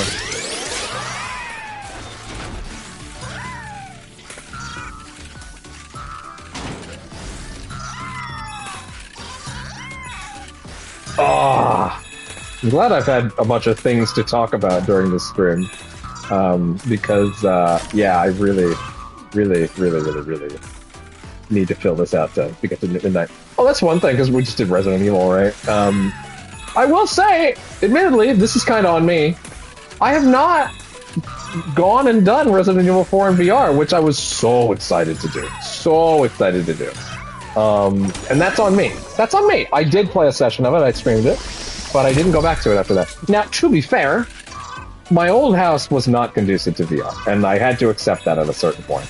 My new one actually is. Like, I played some No Man's Sky in VR while I was here. I have so much more freedom of movement with this couch. Like, it's great. I can actually sit down on the edge of this thing, and I have space, I have room, like I can make it work. So I will strongly consider going back and doing RE4 in VR, possibly on camera. I haven't decided on that one just yet. I have several more VR games. They're giving us a PSVR 2 game every month now with Plus, which is really great. Oh no. So that gives me more of an excuse to power that thing up occasionally. For the sake of completion, we'll not forget that. Yeah, but like that, they gave us Job Simulator and Vacation Simulator recently, and that's really awesome. That's really great. I'm just happy they've committed to giving a PSVR 2 game every month now. Like that's excellent. They're going through some of the early ones, like the obvious ones, and I'm excited to see what else they throw in. I hope they throw in one that I actually, you know, want to check out soon, if you catch my drift. Like, I don't know, something I haven't already played. Like, God, I hope they don't throw the VR game, sorry, the VR game. The Horizon VR game in there too soon, because I already played that, but I also get that that's not necessarily my fault. You know, so I can't really get too upset.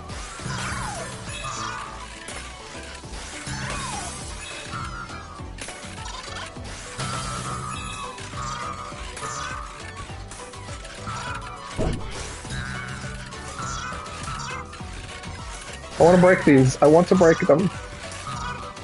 Also, I need to fill time somehow.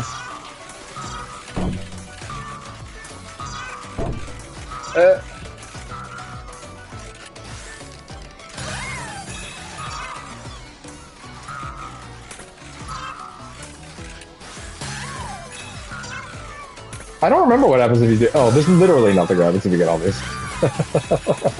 I'm just wasting time. Making this harder on myself, I guess.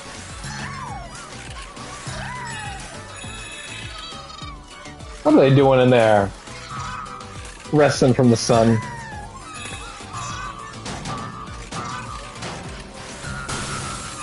Bot frog!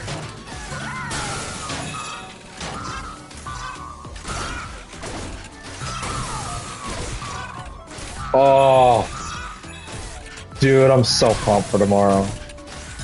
So fucking hyped for Astro. The fuck just happened? What the shit? Bro. I'm okay. I might have to, whew. Alright then. Yikes. Yikes and a half. That's fine.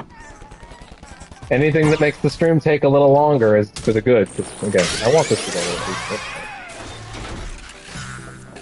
That was a crazy bug. Never seen a bug like that in Astro. I've already got the upper thing, so I don't need to worry about getting some of these, yeah.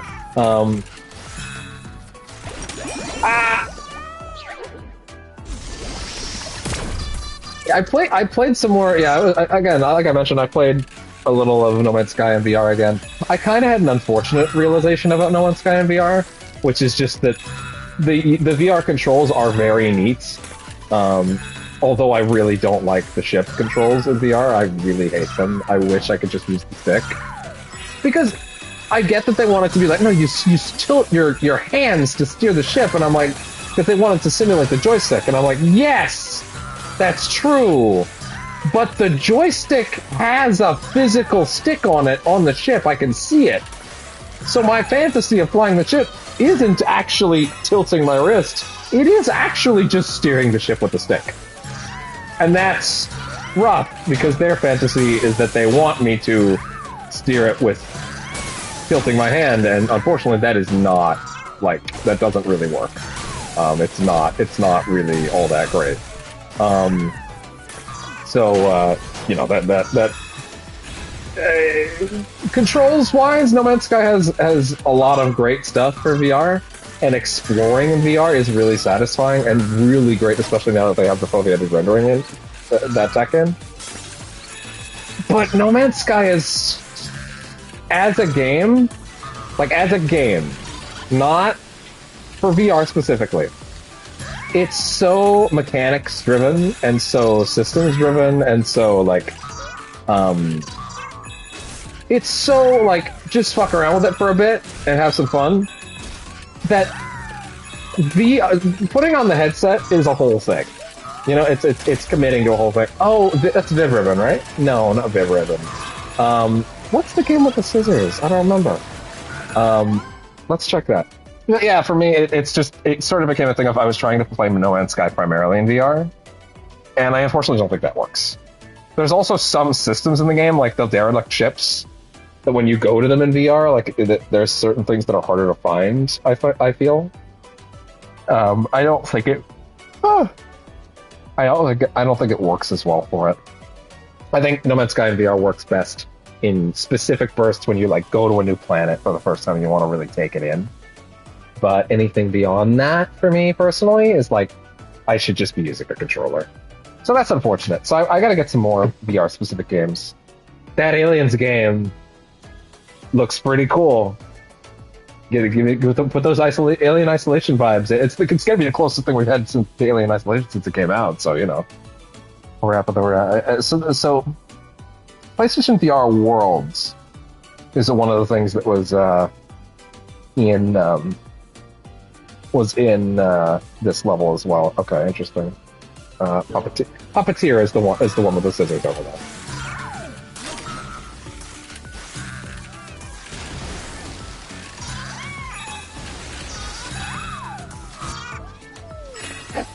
Yeah.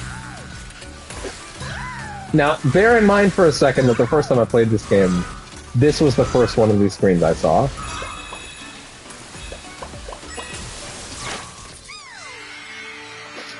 And this blew my fucking mind once I realized what they were doing. Because while I don't have a lot of overall nostalgia for the PS3 because it's a console that I turn on from time to time, that I still have set up. Well, actually, no, not in this house. To be fair, I have not set it up in the new home, in the new place yet. Like, no, even though I didn't turn the PS3 on nearly as much as the 360. I look at that fucking cross media bar in this room, and that does fill me with a feeling of joy. It's the closest I feel to feeling like nostalgic for the PS3 is this room. Like walking around inside the PS3's, it's inside the PS3's like cross media bar is really quite something. They're just dancing. What is that? It's Parappa the Rapper, and sorry, I should be clear. I did know that was Parappa, but what's the other one? Unjammer Lammy. Really? I don't think I'm familiar with that at all. Oh, sorry, this cat is pressing down on me right now. Hopefully at some point when my couch gets replaced, I'm hoping for like an L shape or a futon. It would be even better. Because then I'll have a ton of space for me and for him. Sly! We are going to go back and finish the Sly stream, by the way. I did not finish it off camera. I will probably go do... Because I realized that I can finish Sly 1 in the same time frame that I finished Sly 2. Right? Or rather, I can finish Sly 1 in the same time frame I had with the first stream. So I might as well just go finish it. I feel like I'm gonna need a push to go do it, though. That push will probably come in the form of, hey, Sly 2's gonna be on the thing this month. And then I'm like, oh! And then I'll probably go finish it, you know? But I need a pull. I need a pull. I need a reason to do it, you know? But yeah. Look at that little guy. There he goes. Alright. But yeah, that's the PS3. Look at that fat fuck. With its fucking Spider-Man font. With great power. Which, by the way, that's what that reference is. You know? They know what they're doing. They literally say with great power. They know what fucking font it is. God, the fucking mini SD slot. This is the unit that had the fucking PS2 emulator inside it, isn't it? Isn't it? It's the original unit, yeah? Man, letting that original backwards compatible PS3 break down, in hindsight, one of the greatest mistakes of my life. Like, genuinely. That thing is so precious now. Look away! We will appreciate everything later.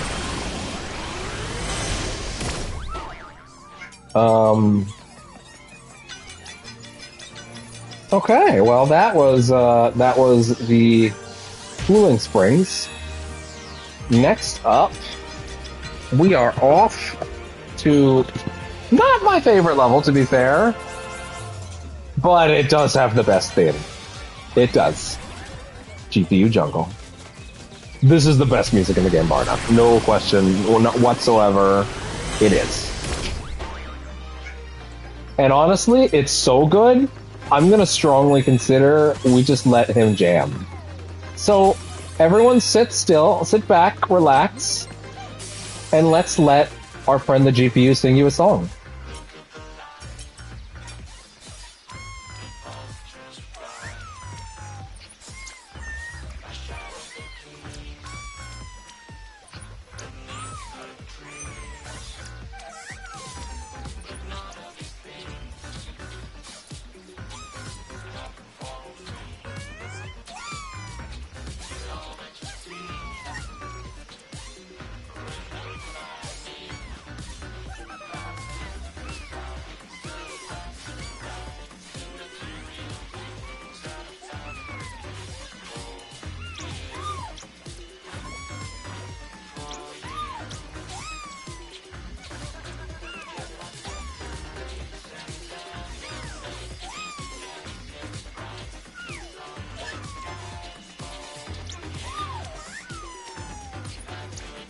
Here it comes.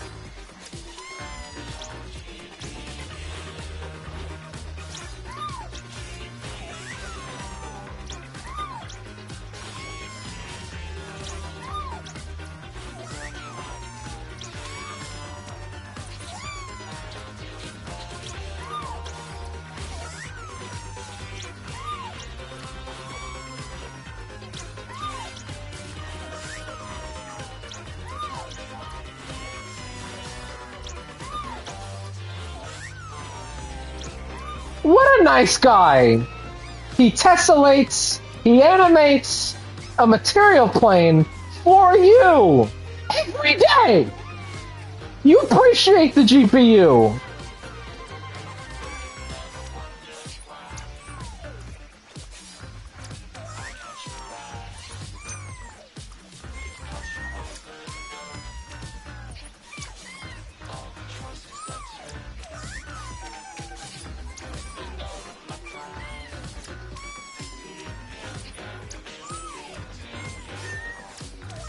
Gonna get the lyrics.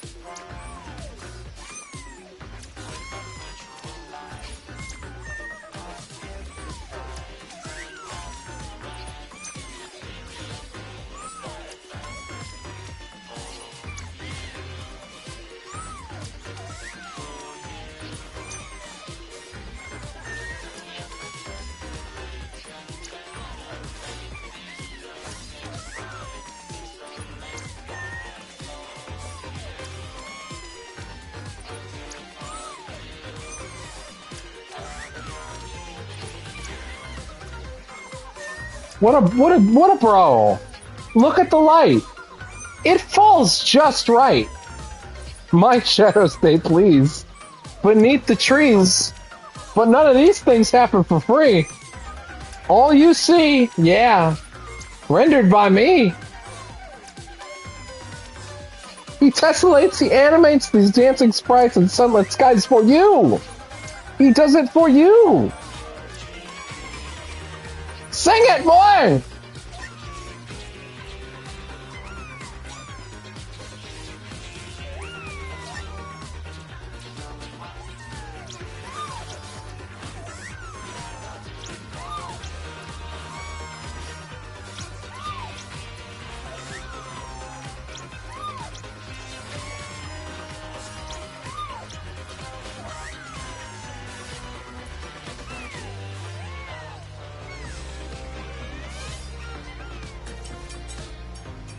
What a nice guy.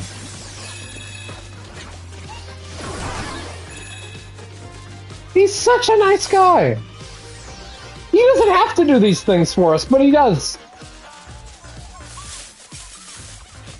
Tessellates, animates all day. Hey, look, it's the Monster Hunter guys. They're jamming. I thought that was meat he was carrying, but they're actually all holding Vitas. Because Monster Hunter was on Vita for a while, right? I think it was pretty popular on there. Hey, look, it's the Microsoft mascot. Ugh.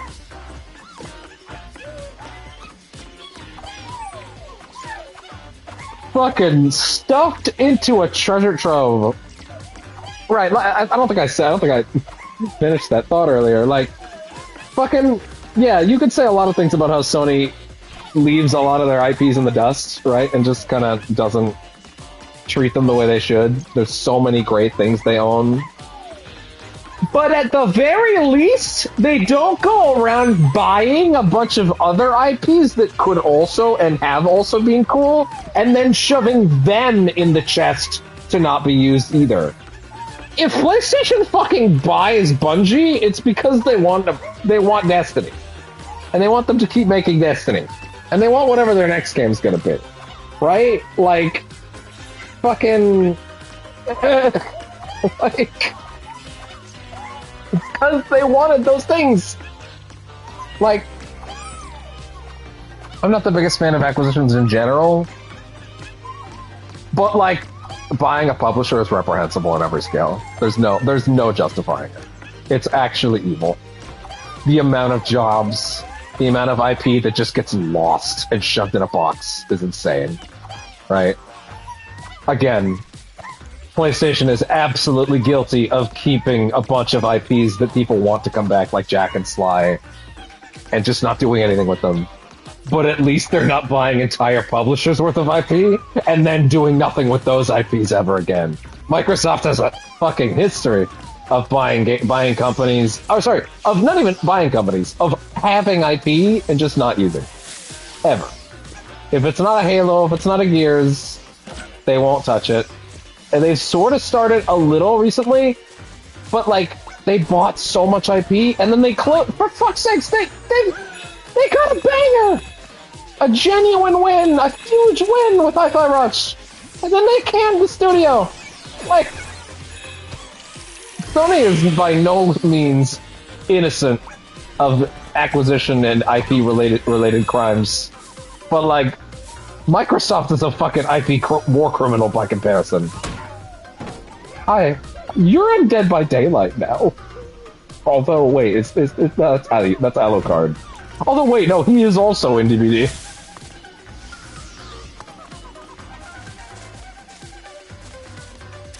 That's Aloy, right? Yeah, it is.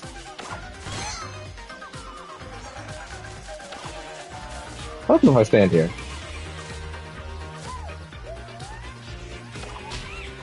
Okay. Fair enough. And I believe this one is 3D dot something. I forget. Am I right about that? Let me check the list. It's let's check the list. This one is... Oh, it's Dreams! Oh! I bought Dreams! With a gift card someone gave me. And then I never ended up booting it. And that makes me sad because it's gone now. And I wanted to boot it. It looked really exciting and interesting to me, and I really wanted to try it and see what people made. Because I had a bunch of fun with Little Big Planet, but it's one of those things where it's like, I kind of had that feeling in the back of my head of like, but if I'm gonna do it, I should go for the story mode first, because apparently it's good. I don't really want to go through that right now, you know? I'll get to it eventually. And now it's gone. now the game's dead. The craziest thing about Dreams, though, to be real, it's not even that it didn't pop off the way they did, it's that they didn't even try to make it. Like, it came out at the asset of the PS4's lifecycle, and people didn't immediately grasp onto it. But, like, not making a PS5 version of that game is, like, insane. Like, not making a spiffed up PS5 version of Dreams was the most insane thing they could have done. It was like a tacit admission that they didn't want it to go any further. They didn't want you to support it. They didn't want you to believe in it. It was crazy. I don't understand what they were thinking. Hi, Bloodborne. I think his name is Bloodborne. Yarnum. Hunter. Even that's not really his name, but it also kind of is, so...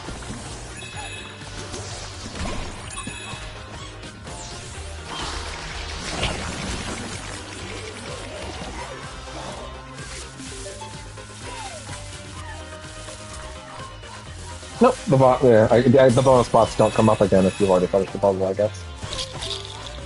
He's singing his heart out! He's so happy to animate and tessellate for you! And you ungrateful bastards better appreciate GPU-san. Those fucking discs.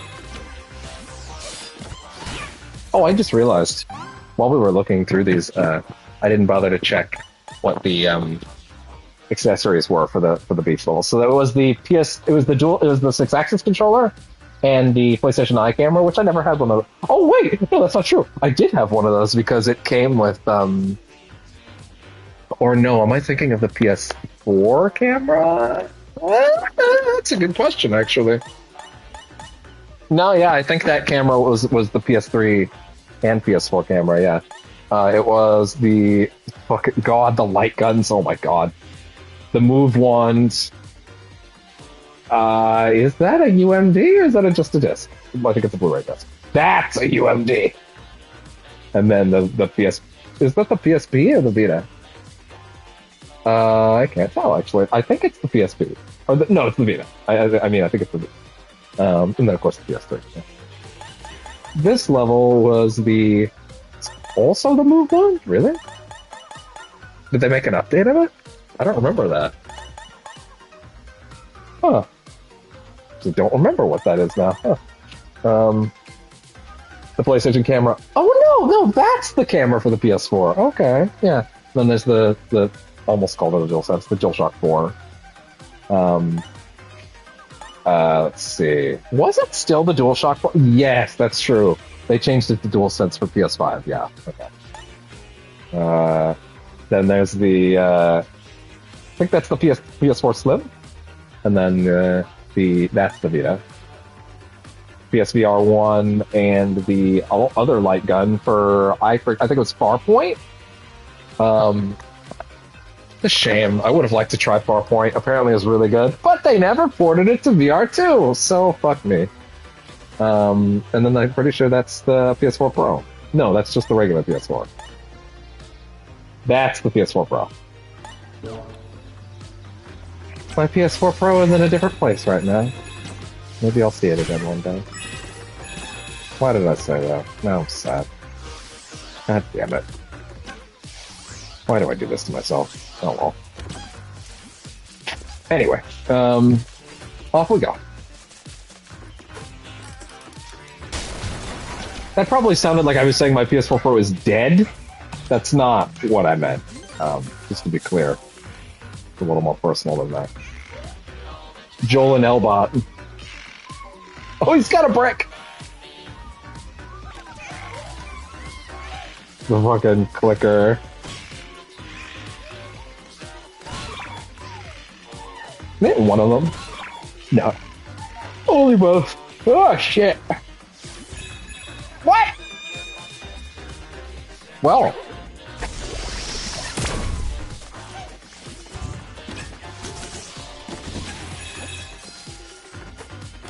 Good for you on your GPU. GPU. GPU. Tell me what to do.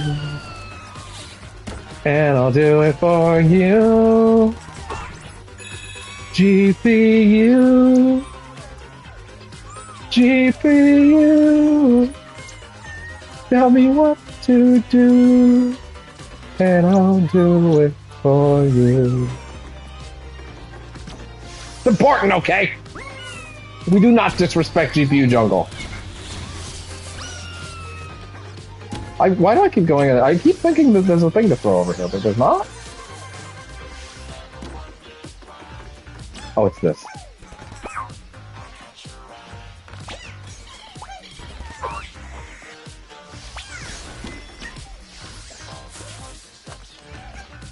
Oh, by the way, I didn't say it out loud yet. I assume it's like probably implied because of how I tend to do these streams.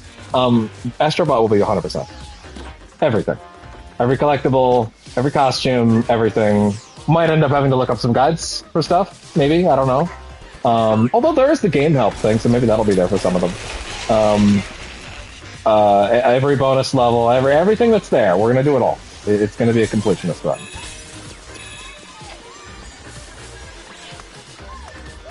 Mr. Nathaniel Draketon. Not Tom Holland. Really funny thinking about the fact that movie happened.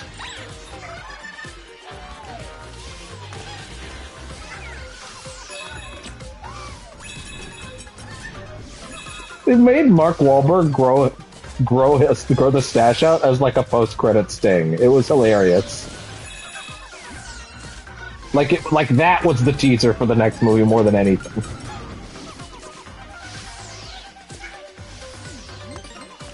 I will say one thing about that movie. Like, I mean, I think the worst thing about it is that they just copy two set pieces from the games wholesale. They copy it's not quite the same ballroom gala thing from Uncharted 4, but it's also pretty fucking similar. And they also borrow much more liberally and wholesale the plane sequence from Uncharted 3. And my thing is just, if you're just gonna do the sequences that are in the games, why bother acting like this is a prequel? It just adapted Uncharted 1 at that point, and then adapted Uncharted 2, and then 3, and then 4.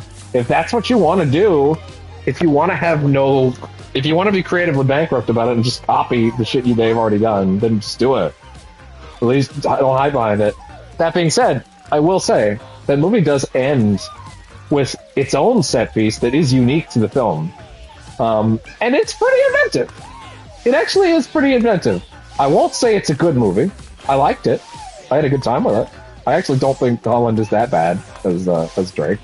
He's ultimately miscast, but he hits the right notes. Kind of fun. He hits the right notes. I think he has the right energy for it at a certain point. But also, to be fair, he didn't think he had the right energy. Like, he literally was like, this character's not right for me. Like, he's like, I don't know why they picked me. And the answer is because Sony found an actor that's their golden boy, and they're just gonna put him in everything, because they literally, the studio so wants to get, like, Sony's not PlayStation. Sony Pictures. Incredibly backwards. Like, so creatively backwards. By the way, these are the lyrics. But that last sequence, because it's like a sequence where, by the way, don't think about the physics of it, because they make no sense. But the sequence it's a neat idea, and it is a genuine Uncharted set piece that's like, oh, this isn't in any of the games, they actually did something unique here. And it's basically a sequence where there's 2 or 3, I think it's 2, big pirate ships full of gold being flown through the air via helicopters, like a shitload of them, which, by the way, don't think about the physics of that. It's stupid. But it's Tom Holland and Nathan Draking between 2 ships that are literally pirate ships that are flying through the air. Like, it's a multi-airship battle. And, you know, it's neat. I was like, hey, they actually had an original idea in here. An original set piece that feels like an Uncharted set piece, as long as I don't think about the physics of it too long. That's Deacon Days Gone over there. I will not give his full name, because I don't care. But, like, man, should I go back and try that again someday? Because that game's fucking weird. Everyone that's played it all the way to the end has told me that it is a miserable experience for large portions of it. that actually kind of does sort of arrive at a satisfying conclusion by the end, minus a bad sequel hook. Which makes me curious enough. Like, people seem to feel like they were happy enough with it by the end, but in a mixed way. And I was just mixed on it when I tried it. But hey, you know, I have it on Plus forever, so I don't know. Maybe at some point I'll try. This one I remember messing with me for a little bit, but just like the great showcase. But just like the other ones, I actually did end up gelling with it pretty quick. And it's just a matter, once you understand the motion, it's actually pretty simple. The only real point of challenge comes in when you get to the ones that crumple if you push the triggers too hard. That's the tricky part. Ow. Because they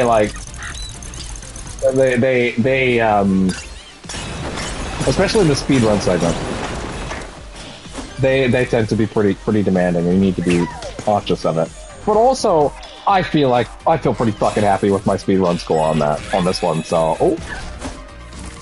it's been a while since I touched this. My speedrun score on this is pretty good. I was pretty happy with it.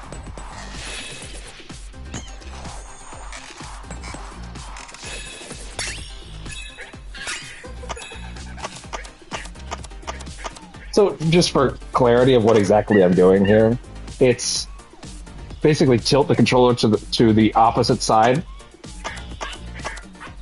Like, basically tilt it back and forth, and then he'll grab up. And then I just sort of, you know, go from there. And it works. It actually works a lot better than I feel like it has any right to.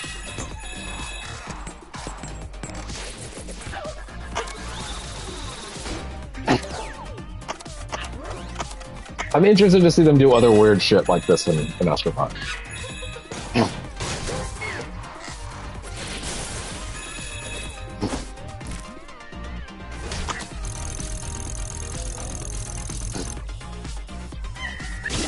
Oh. Oh.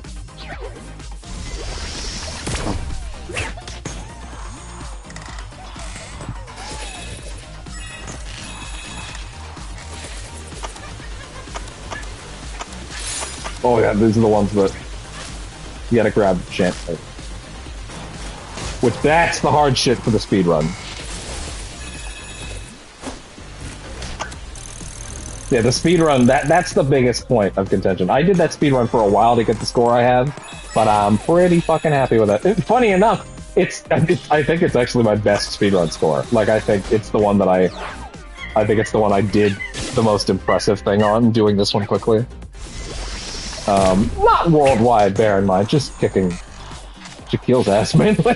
This is the main one on that list of competitors. And I get a kick out of disassembling his ego, despite the fact that I haven't talked to him in a long time.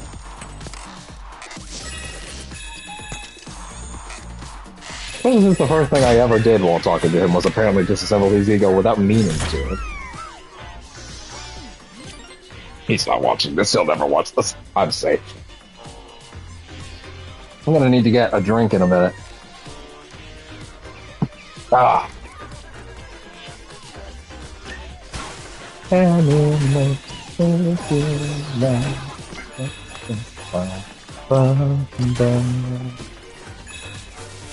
For you, Ninja Bots. He's up there, GPUing.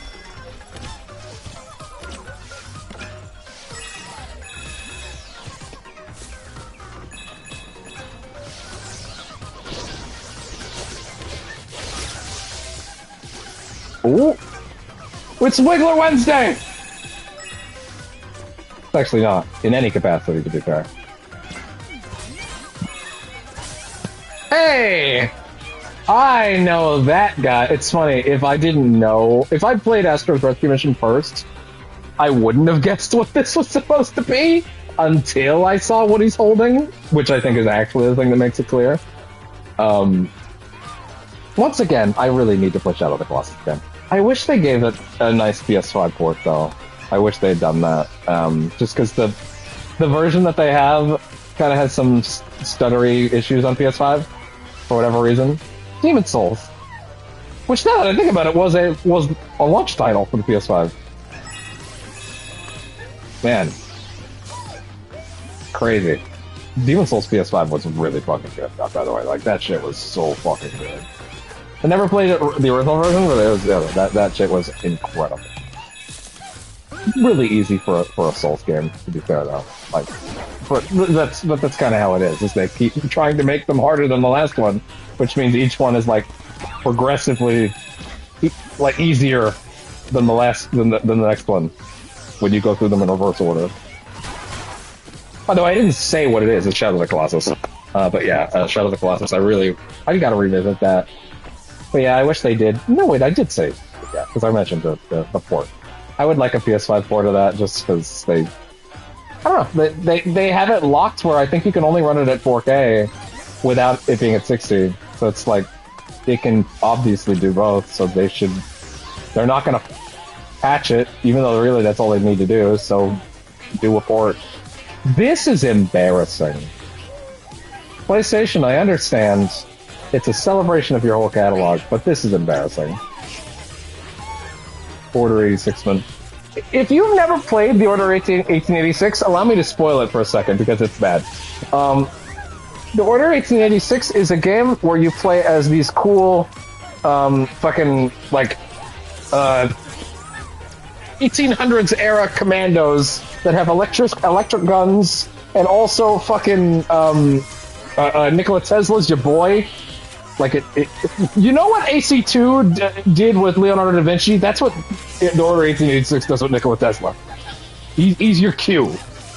And the reason it sucks isn't just that it's 4 hours long and it's just a movie game, in a way that I think these days, maybe I could be a little more forgiving of, but I think the game is just so bland, unfortunately.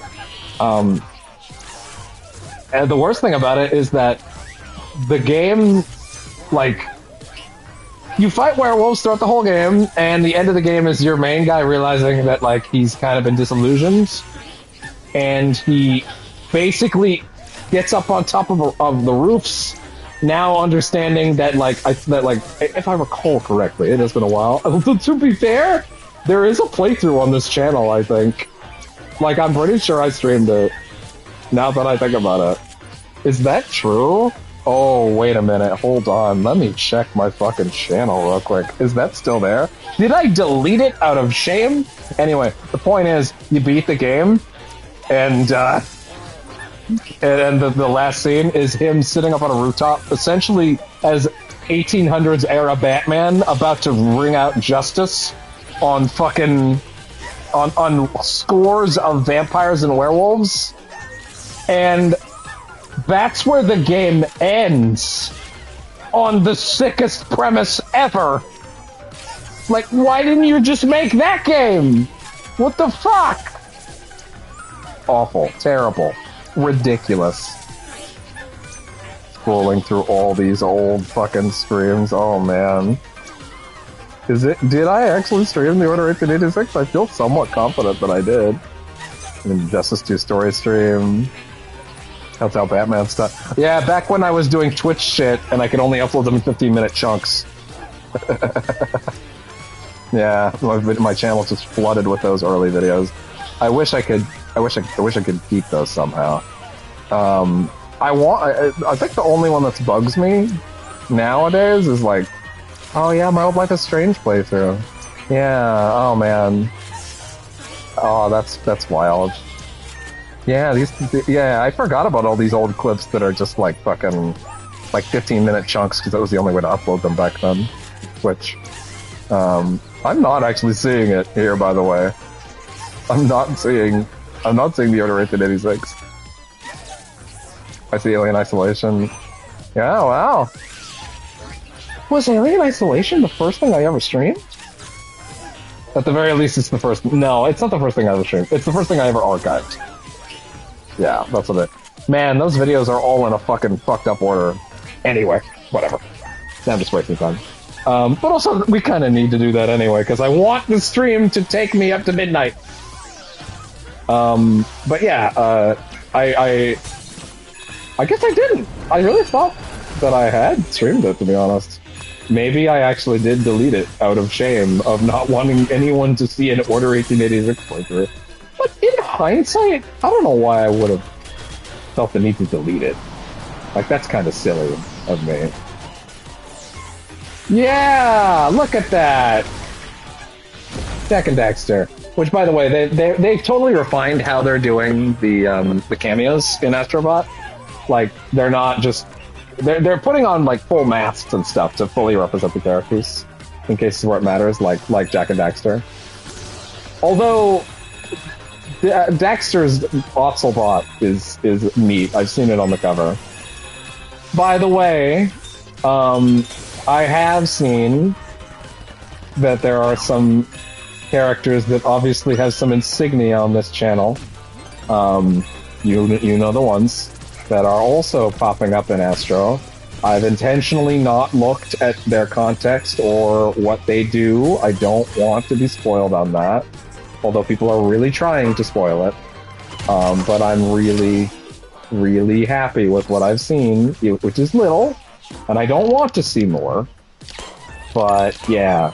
Also, if Astrobot can wear those costumes this time, which I've lightly been prodded into believing that might actually be a thing, that Astro can wear the costumes now.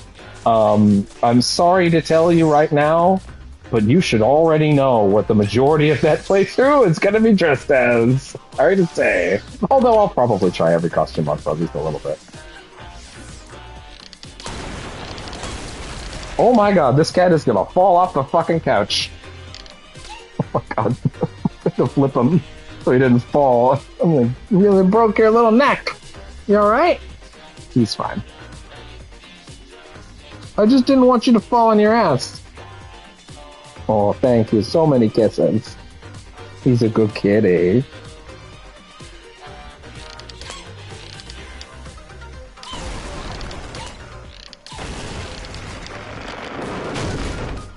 I fucking forgot I opened up from that direction.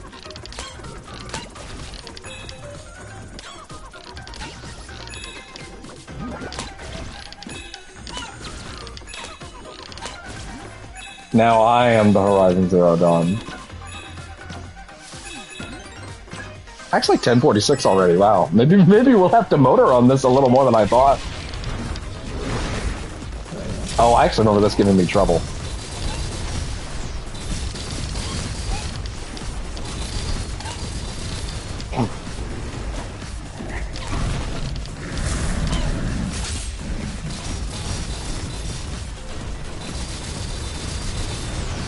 From the trailer I saw, I didn't watch the launch trailer. I want to go in cold for Astro as much as I can. I did watch the initial trailer, obviously, because it was being revealed to me, you know. But I noticed that they're using a lot of the bosses from Rescue Mission, which is good because, like, fuck, man, those bosses are gonna have been largely unappreciated because most people have not and will never play Rescue Mission. So, especially now, because they didn't bother to port it. Like, they need to at least port it to PSVR 2. Let this team do that, at the very least.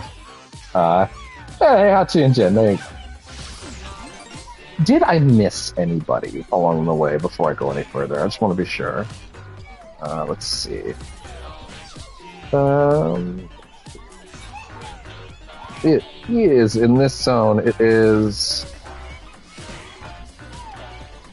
There's a lot in that first zone. It's Bloodborne, Castlevania, yeah, Crash, Days Gone, Dreams, Horizon, Last of Us, Monster Hunter, Patapon, Uncharted.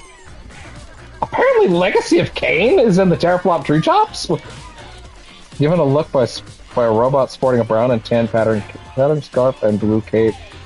The outfit shown on Silver's box art. Where? We're gonna finish this zone real quick, because this is the end of the zone. But I want to go look at that. I didn't know there was a fucking Soul Reaver reference.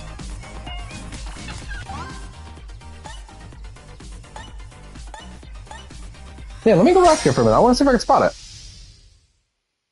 I can't remember it. Oh, the bots at the start playing Ninja Bots is actually a reference to the Playroom, the PSVR 1 showpiece thing, which is where the Astro bots debuted. Apparently, Lara Croft was also there in that stage. I missed her. I guess I'll go relatively slow. Relatively. See if I can spot them. Yeah, I don't actually know. Nothing yet. Oh yeah, Larry decided to shoot me in the stomach this morning by being like, Patch 7's finally here! Baldur's Gate 3, yeah! Next month for consoles. Oh, fucking bastards. He jumped on my stomach, and I dropped. I dropped because the cat jumped on me. Ah, I'm sorry.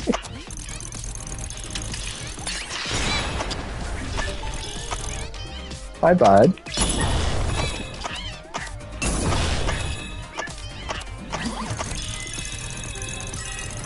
Is that? No, that's not it.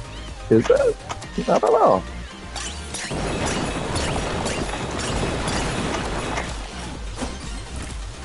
Still not sure where I'm supposed to find him.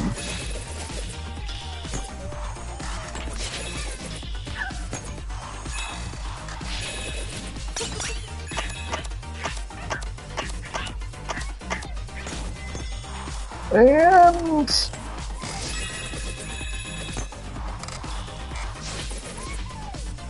I didn't see him. I didn't see him anywhere. Sorry. Didn't see him. Oh well, I don't know where he is. Okay. Well, off to Mount Motherboard.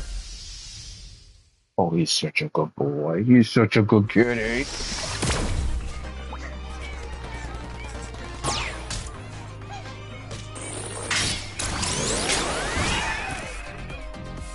All right.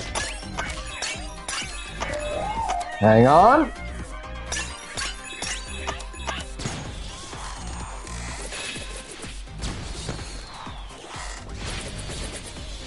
Oh. Yeah, I haven't even read the patch notes for patch 7 yet, to be fair. I need to actually go look at them. But I also feel like, well, I have a month to do that. Because they'll probably release a couple extra patches along the way. Or maybe they'll just be working on getting it on consoles, I don't know. I just hope that they have fixes from Imbara. That's the main thing I've been waiting for. But at the same time, mods are here now, so, you know. I guess the community can fix her up if they need to. Download that unofficial patch in a couple months. I want clarification on what things people can mod on consoles. Like, what are the limitations people are working with? It's obviously not gonna be like nudie mods and stuff like that. That's not gonna make it, as always. But like, I assume it's not new locations, but like, even if it's races, bro, if I can if you can mod in races, dude, if you can mod in races, and I can finally fucking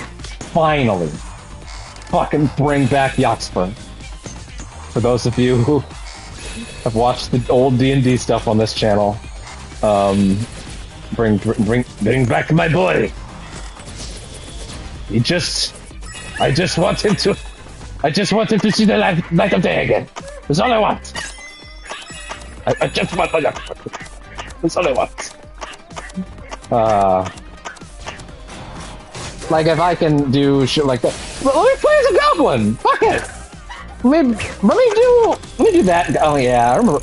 Man, my biggest D&D regret, to be honest, my biggest D&D regret from those, not even that I had to stop doing it, to be fair. I did it because I just didn't have the time anymore, unfortunately. That was just a fact of life. My biggest D&D regret was that the character that I was most excited to play, and the one I put the most effort into, the one that I had like the best backstory, the one I spent the most on the building of this character more than any of the others, was it was the Goblin character that I played in the one shot that was meant to become a big thing. And I had that character in my back pocket for a long time. I was really proud of that one. And out of every character I played, that was the one I wanted to play the most. And I got to play him once. Just once. Well, it might have been a couple sessions. I can't exactly remember right now. I could probably go look. But either way, it was not many sessions. And I did not get to dig into that character as much as I wish I could have. And that's going to be my biggest bummer forever. Right? Like, I was happy with most of my characters. I'm not really happy with Gribnak, in the sense that Gribnak was a... and here I am talking as if you can go watch that. Gribnak is the only one that didn't get recorded. Gribnak was a red Dragonborn barbarian. He was baby's first edgy character. It was hilarious and bad, and I have a fondness for Gribnak himself. I do not have a fondness for the experience of putting him together, because I was not doing a good job. Yaxper, on the other hand, was obviously the one I played the longest, and the one I played most successfully. He's the one I was most happy with. I was bummed I didn't get to see. I was bummed that I'll never know what was going to happen from that epic courtroom drama that he got locked in in his last session. But unfortunately, the writing was on the wall. Basically, everyone had left D&D at that point. Like, it was almost entirely new people, and I had no connection to any of them. And it was just, yeah, I couldn't do it. I had nothing for it. Journey. I had no emotional attachment to it anymore, and I couldn't keep going. That being said, the space one shot, it wasn't really a space one shot, I guess. No, it wasn't a one shot after a while. But the space stuff I did with Flipnork was that was a joy to put together. It's certainly the one I got the most laughs out of. Turns out I'm a really good surfer broad, dude. Like, you can go watch those on the channel. The old D&D stuff is still there. I didn't delete it. Hex, I have not played D&D with Hex in a long time, unfortunately. I do still talk to Hex occasionally. Yeah, we unfortunately don't, unfortunately, yeah, it's just one of those things. It just, yeah. I did love playing Flipnork, though. It turns out there's something about this voice where when people hear it's all copacetic, dog, they just start bursting into laughter. It's like a weird cheat code that I discovered. Like, oh, bro, it's all funky fresh, bro. You just gotta keep it copacetic. Like, just go fucking bananas with just the stupid nonsense. Because Flipnork was a fucking hammerhead shark, man. Like, I had to go nuts with it. Like, it was great. Promised greatness, delivered more. I agree, actually. That's a good way to put the PS4, honestly. Yeah, the PS4 delivered. It was the best console since the PS2 that they've had. I think the PS5 is a better unit, probably with better games overall, but not first-party ones. The first-party games we do have are better. I firmly believe that. Returnal, Ratchet, and Spidey genuinely are a cut above the stuff from last gen. I do believe that, genuinely. But there's just been so little beyond that. It makes me sad. Like, God, I'm gonna play with fire right here. I'm gonna play with fucking fire. PS5 exclusive games, first party.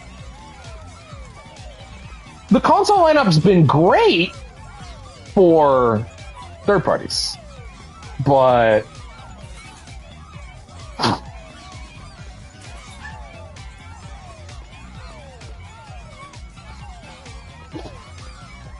okay,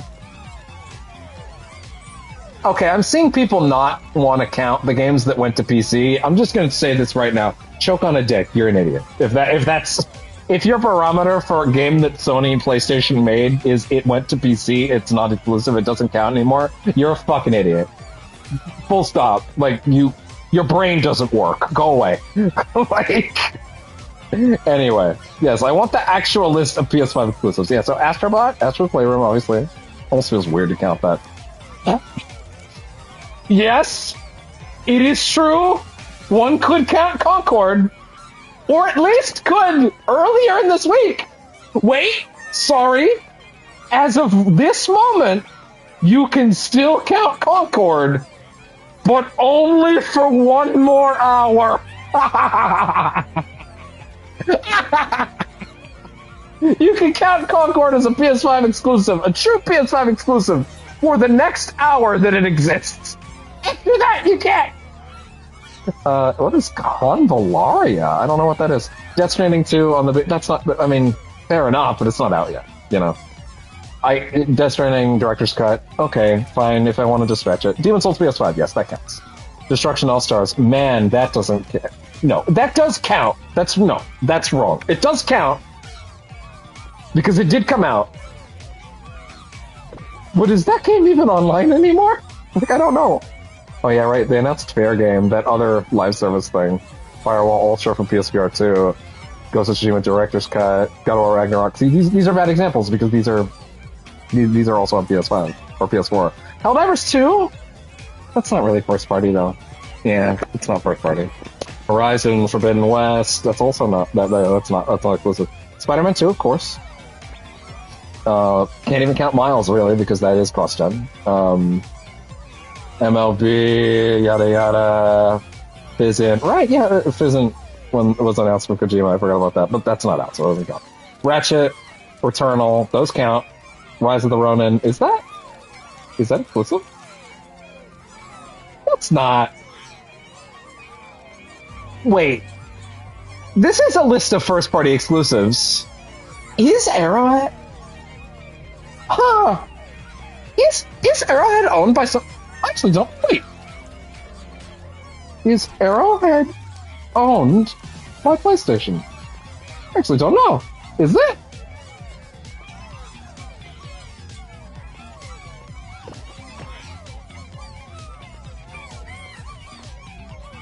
No. No, they're not. There was a rumor 6 months ago that they were going to be bought, but that didn't end up being true. It's probably a real stretch to call Helldivers a PS5 exclusive, to be honest. I'm going to go ahead and not count that. I'm not going to count that. I'm not counting it. Yes, Wolverine, but it's not out, so we can't count that. I don't know about Rise of the Ronin counting. I'm not sure. Sackboy: A Big Adventure. Wait a minute. Pretty sure that's a PS4 game. Pretty sure that's a PS4 game. This list includes the Knights of the Old Republic remake. Oh, you made me sad. Stellar Blade. Not first party. But see, it's tricky, right? Because maybe okay. You know what? I'm gonna open up my expansion. I'm gonna expand my definition. I'm gonna count. Here's the thing. I would count Final Fantasy 16, which is weird because it's not first party, but they really did treat it like it was a major title for the console exclusively. They did. Whether or not it ends up on PC doesn't bear any. It doesn't affect my feelings on that. So if I'm gonna count that, I feel like I do have to count Helldivers and Stellar Blade. Okay, we can count those. That's fine. It's not really what I think of when I think of first party, but clearly they have not just a deal. This is a PS5 game. Okay, they don't own it. Fine. We can open it up to that a little bit. What is the Godslayer? The Godslayer PS5 2027 release date. What the fuck is that? I've never heard of this. Last of Us Part 1 and 2. I'm not counting. I'm not counting that. Those are PS4 game releases. The Neo collection on PS5, I'm not going to count that. Uncharted collection, I'm not. They really did rebuild those for PS5. No. If I'm not counting Last of Us, I can't. Until Dawn remake, I will count that actually because that is a remake. Uncharted 4 and what was the other one I just said? Last of Us. Damn it! No, that's stretching the definition a lot. That's stretching the definition a lot. Yeah. It's tricky, because I feel like when something is a remake, I do kind of consider that, but at the same time, Until Dawn is in that weird middle ground of remake. I don't know, whatever. It's 11:03. I want to do fucking SSD Speedway and the boss before the countdown, so we should fucking go. We should get a move on. Let's get our fucking asses moving, ladies and gents. SSD Speedway! This, for the record, ladies and gents, is the PS2 era.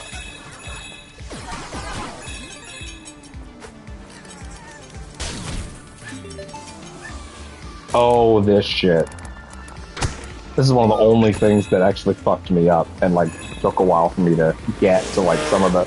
There's a couple of collectibles you have to get rather high for, like, up there. Like, it's really tricky to actually make that work.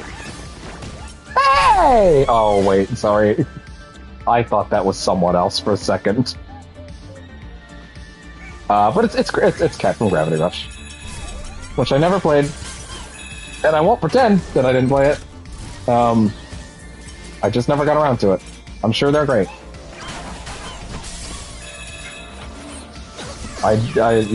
Listen, I'm sure they're great.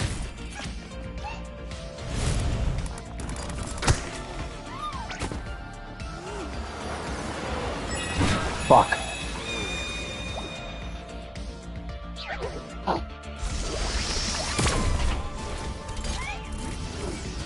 I don't have to kill time, stall for time quite as much as I thought I'd have to in this stream, to be fair, because we're actually in the last hour.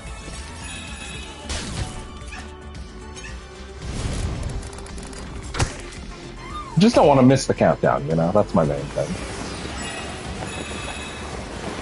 You can actually steer this with the stick?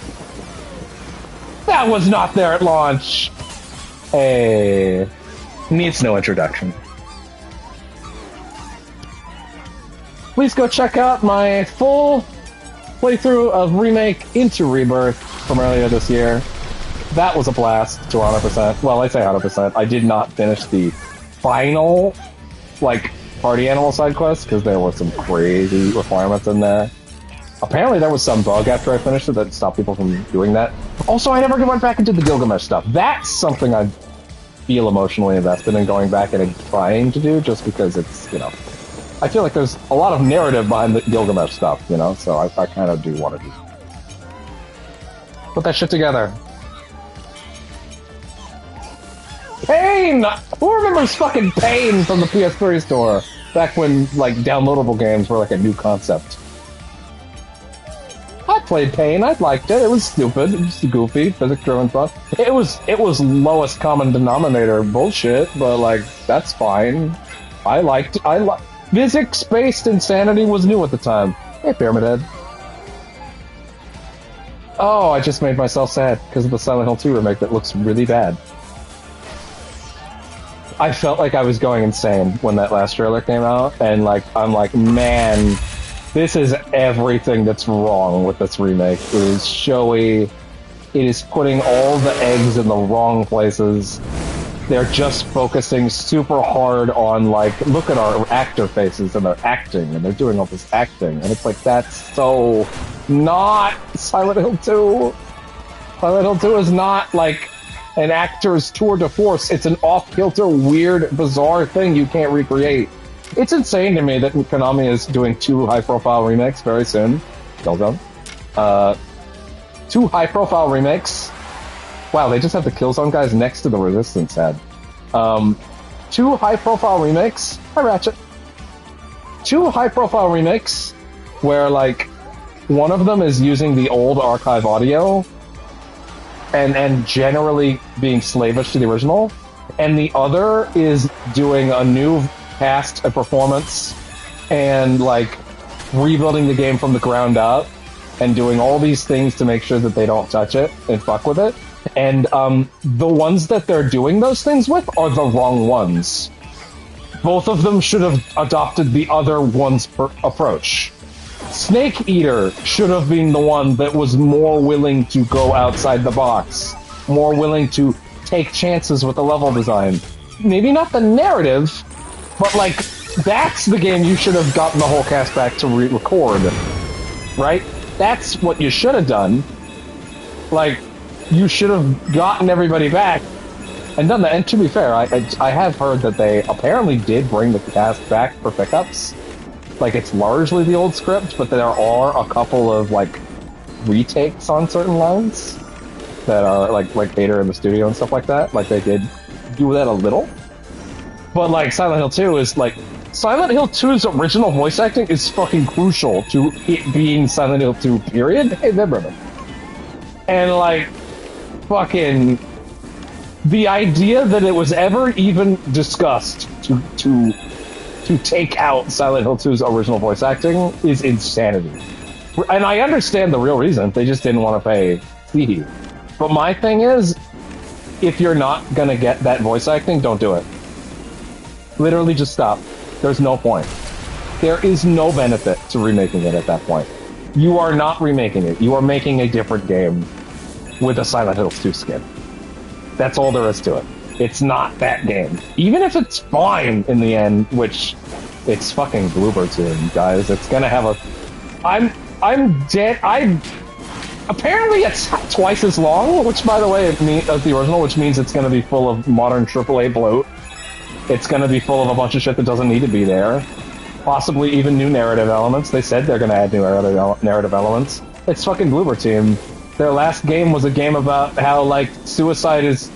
How, like, if you have depression, you should kill yourself, or else you'll be a burden on everyone around you. Yes, that's how the medium ends. By the way, this is apparently Spider-Man. This is apparently the Spider-Man reference for this game. I think that's interesting. Presumably because, like, you don't see Spider-Man, but I guess this is as close as they can get, given that it's not their IP. But that's fine. Well, sorry, actually, I guess that right there was Spider-Man, yeah. Yeah, him in the back hanging. Yeah, that's as close as they're willing to get. But, like, yeah, like, fucking... I wouldn't be shocked if this new version of Silent Hill 2 has a fucking ending where it's like, where James is like, damn, man, James, I was right. You know what? I did the right thing. I was right all along. I never did anything wrong. I'm James Sunderland, and I now understand that what I did to my wife was morally correct, and there is nothing to be upset about. Like, that's the kind of shit I expect from Bloober Team, and I'm not even being hyperbolic. I'm genuinely of the mind that if that happened, I wouldn't be shocked. Detroit Become Human. If you want to go see me and my friends suffer through Detroit Become Human, that's on the channel. The Suffercast was legendary. It was a miserable experience. And putting Caitlin through it was very enjoyable. And maybe someday I should go ahead and I don't know. Maybe I should make Caitlin suffer through Heavy Rain in Detroit, or not Detroit. Dante. What's it called?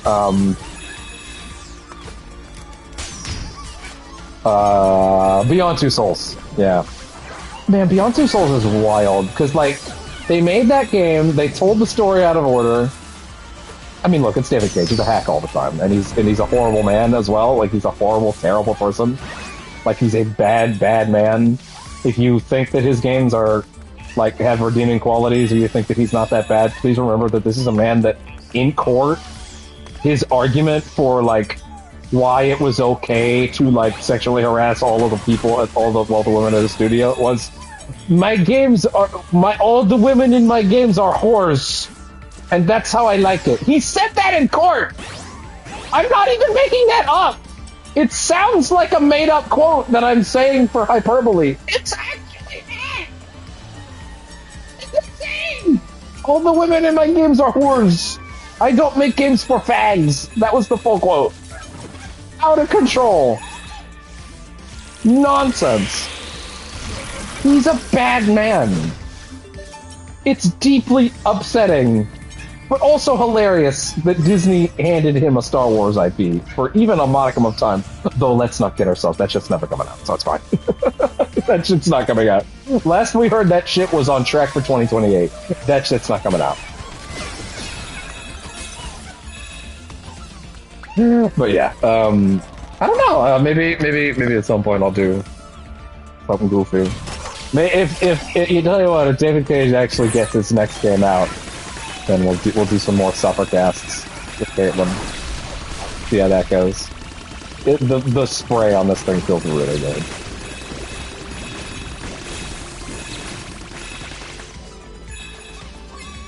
Man, I gotta eat something, but I also gotta use the time I have left on this game, so we should probably not worry about eating right now.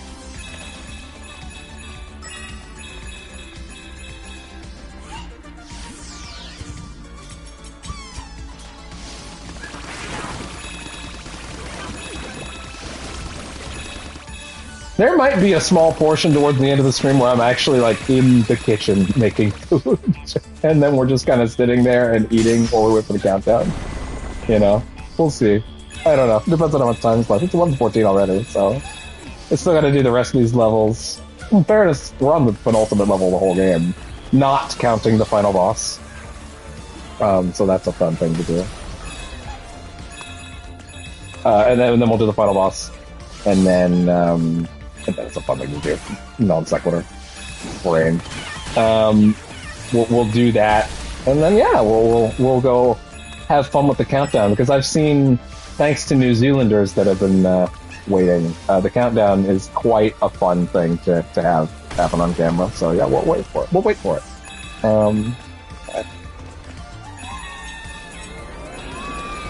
So pumped for Astro. So pumped for more Astro. Just quickly make sure the stream's up to date. There we go.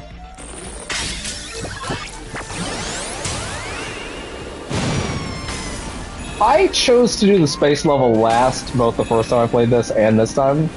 Both because, look at that dude. Both because I think space is the coolest and sci-fi is the best, and I wanted to end on a high note. But not knowing that it was the PS2 made it even more perfect. You know? Like, that made that so good.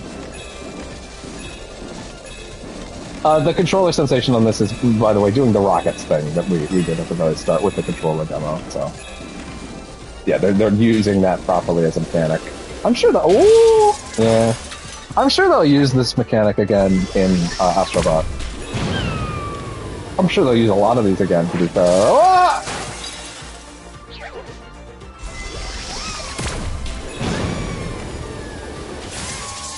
Damn! Bodies.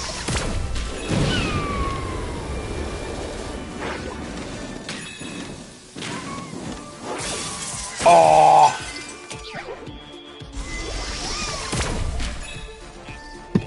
And a drink. My drink is so watered down, I hate it. I figure, why'd you water it down then? And the answer is, shut up. I didn't really have a choice this week. The whole thing. I basically needed to water one jug down, unfortunately. I had no choice.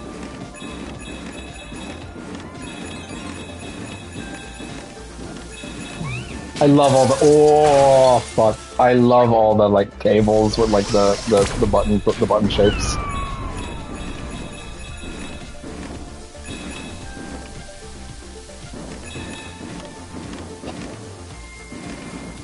Okay, here we go.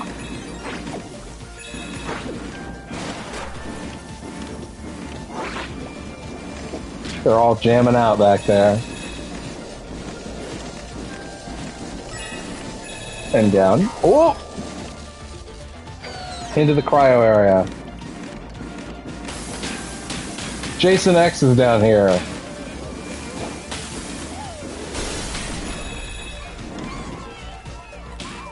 Yeah, look for a collectible. I want to at least, even though I'm not getting the collectibles, I want to, you know, go through the areas. Ah! I want to at least go through the areas, show them, you know.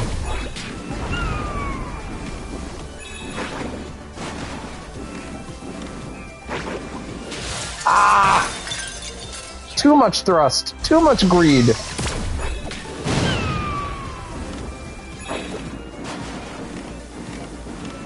The level of son of a bitch!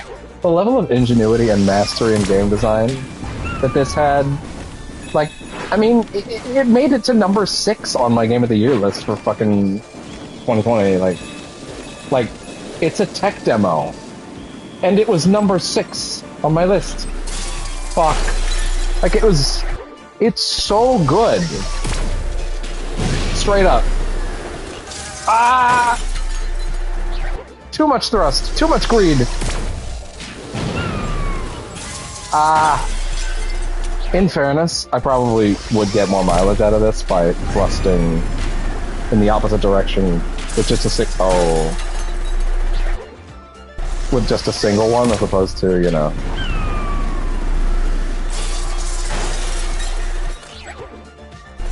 Okay. That's for...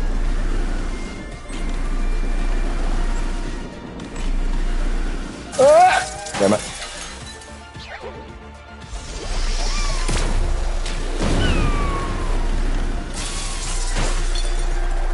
That's rough.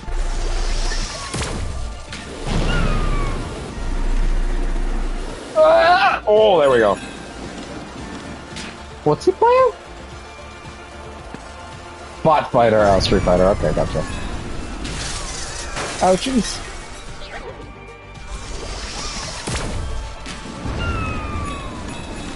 Ah! Why did I scream? I got scared. There we go.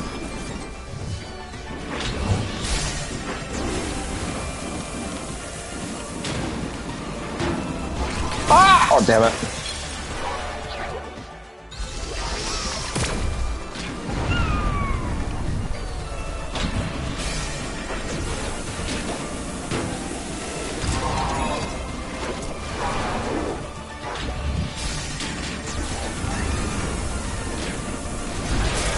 Oh! I tried to hide down there. Not quite.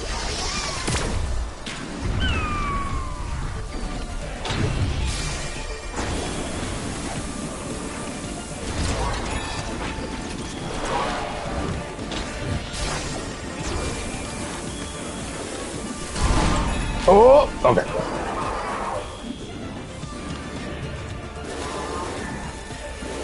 And you're done. Woo!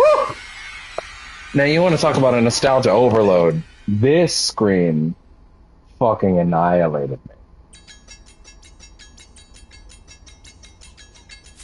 Bot of War.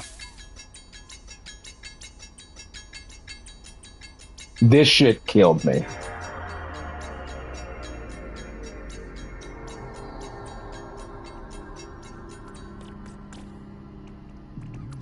So fucking good. Because, you know, I haven't booted up a PS2 in a long time. But man, I will never forget that shit. They should, when you fucking try to grab this, they should immediately go to the red version, where it's like corrupted. You know? To scare you. 2000, A Game's Odyssey.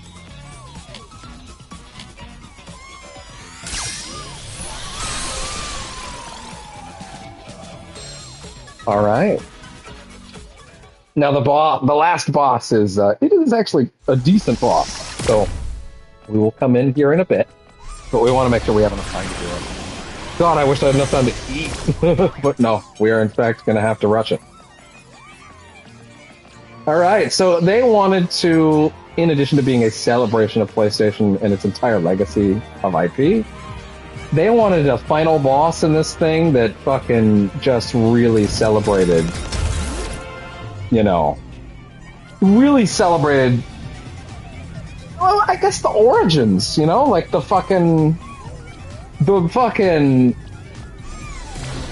beginnings of this entire brand, you know? And man, did they hit us with a fucking crazy one for this shit. Ken's, which is, I believe, Ken Kutaragi.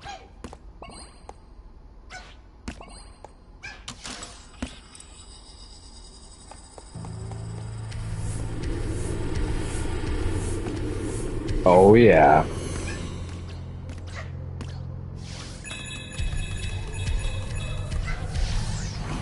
if you are not familiar with old ass PlayStation tech demos, specifically the very first PS1 tech demo, right? Like showing that shit off to the public for the first time shit.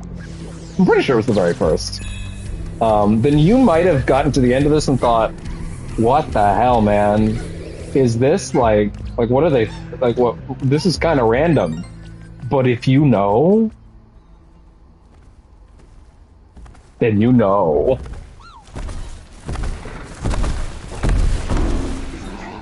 The fucking tech demo T-Rex.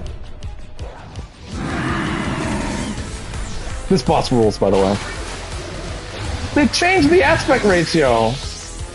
It's so good!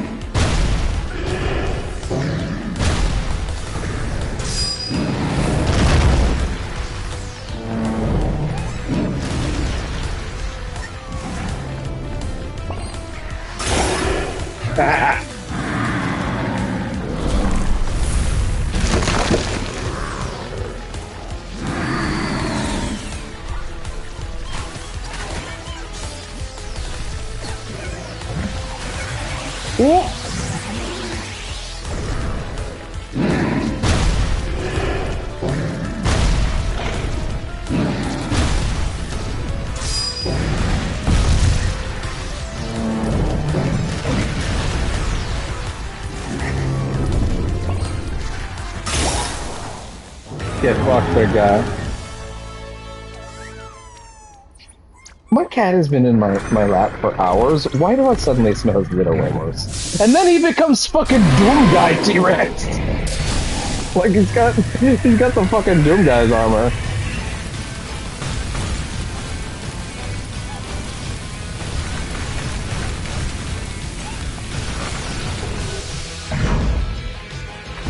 What a fucking incredible idea.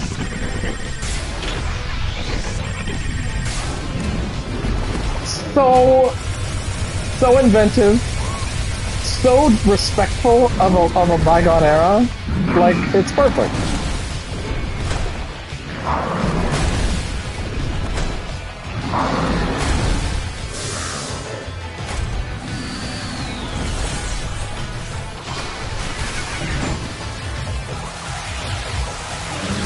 Those Astrobot discs.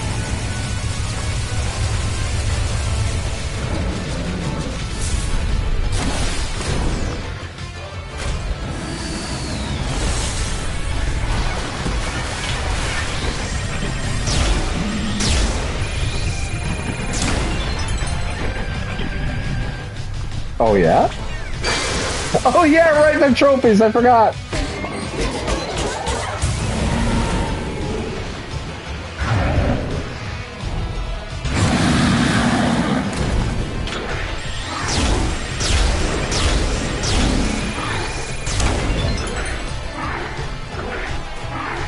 Platinum, bitch!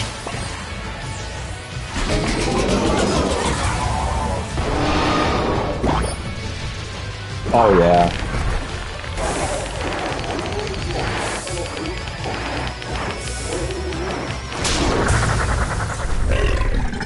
Did I just no-hit run that? I don't think I've ever done that before. I know it's not the hardest boss in the world, but still.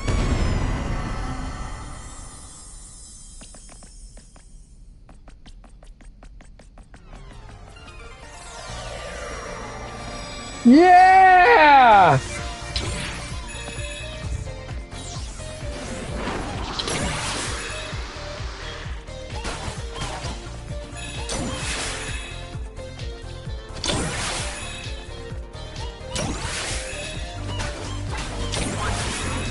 I saw the director of the game's name of Astrobot, not this one, today for the first time. And as far as I could tell, it was a very not Japanese name. Like, it seems like a very, like, European name. So, I actually don't know what the makeup of Team Asobi is in terms of that. I kind of assumed it was a Japanese studio, but maybe it's not. I mean, it clearly is here, but, you know. I don't know. Team Asobi maybe changed? I don't know.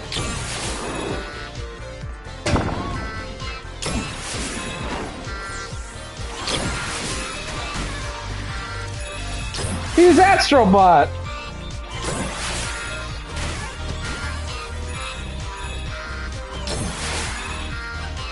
Astrobot.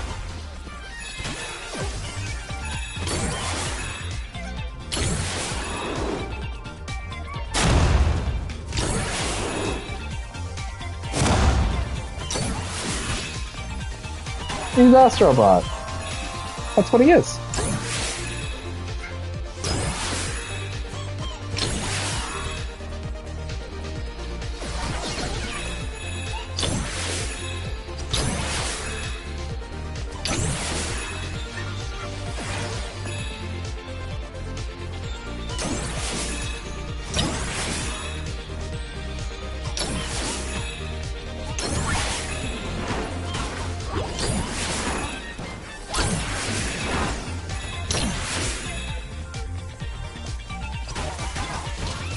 Same composer as this for Astrobot.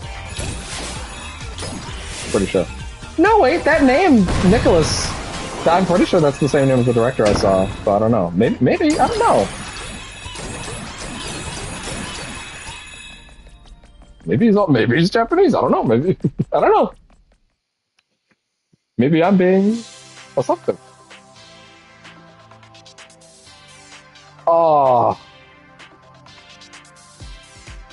Well, I kind of want to let this sit for a second and let the credits roll, especially because that'll give me a chance to go, like, get something to eat.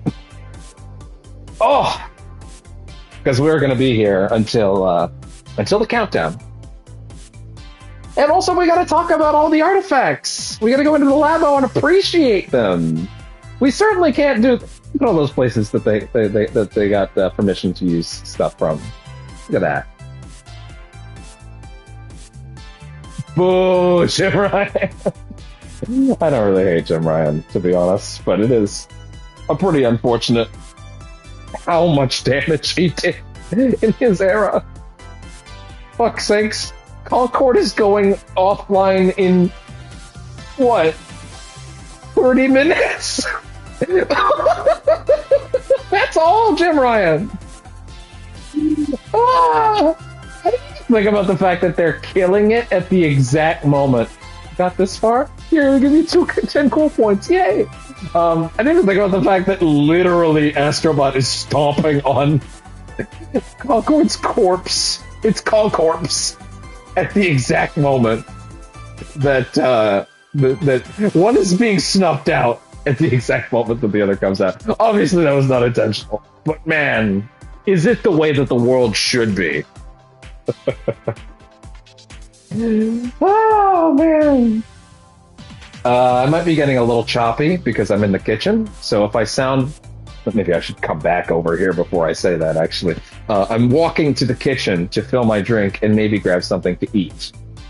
So if I get a little choppy, that's just kind of how it be. So just bear with me. Enjoy the nice music.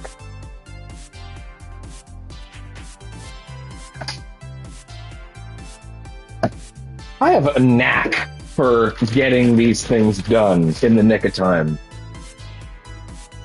I mean, admittedly, like, I don't have Astro as a digital copy. I have it as a disc, but it was paid off on Amazon months ago before the move, thankfully, so it's no issue there. But like, I put this, like, the game fucking, sorry, no, I was talking about doing things in the nick of time. And like, FF7, I finished that shit at like 5 a.m. FF7 Remake. I finished that shit at 5 a.m. when I did the remake streams before the Rebirth streams, because I really wanted to get Rebirth Remake on stream, and I fucking crunched to make that shit happen. And it was super worth it, and I was happy about it because I made it, and I had a full, I had a comprehensive through line, you know. And I wish I could have done it on my first playthrough, but I don't know. It was I think doing it that way was better. So yeah. Let me see.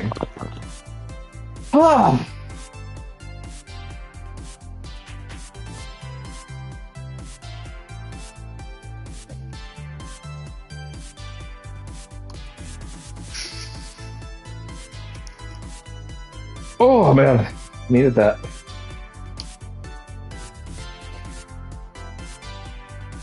Fill my drink.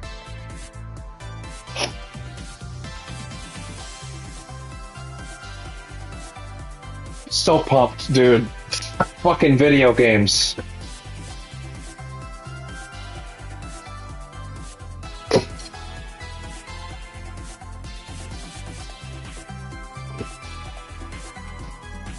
All right.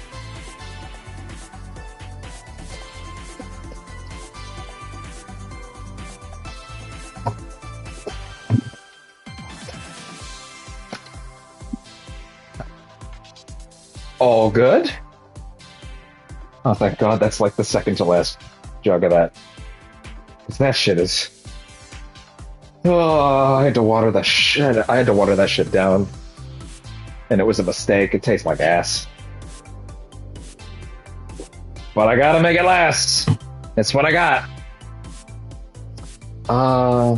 Flip is over here. There we go.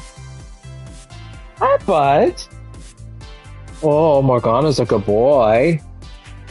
Yes, he is. Thank you. So sweet. Gotta brush your teeth. Honestly. Like, now is not even a bad time to do that.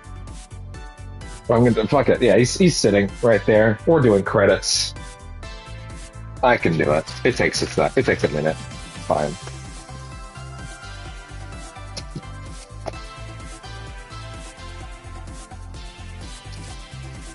Alright, pal, come here.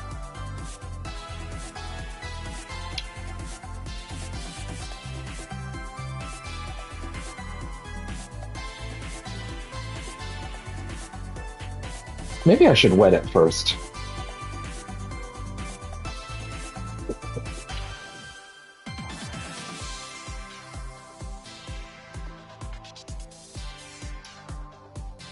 Okay, toothpaste.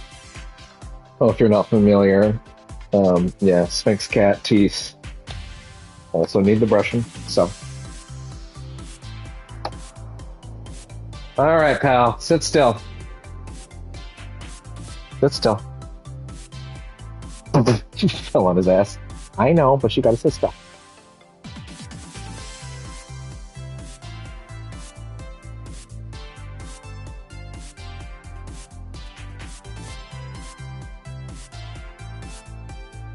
Oh my god.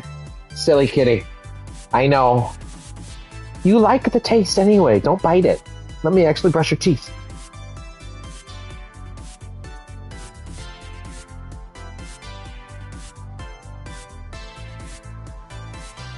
Yeah, I know.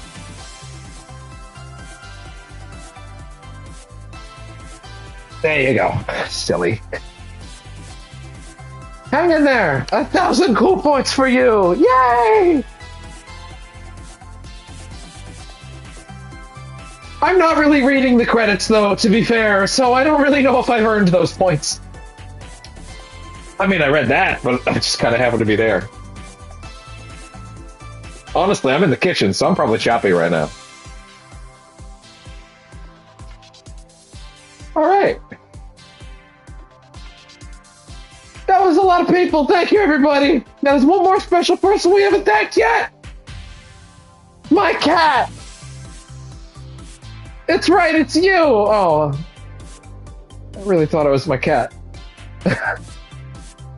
Thank you, and see you again on our next adventure. Wow, they said next adventure. They actually said it.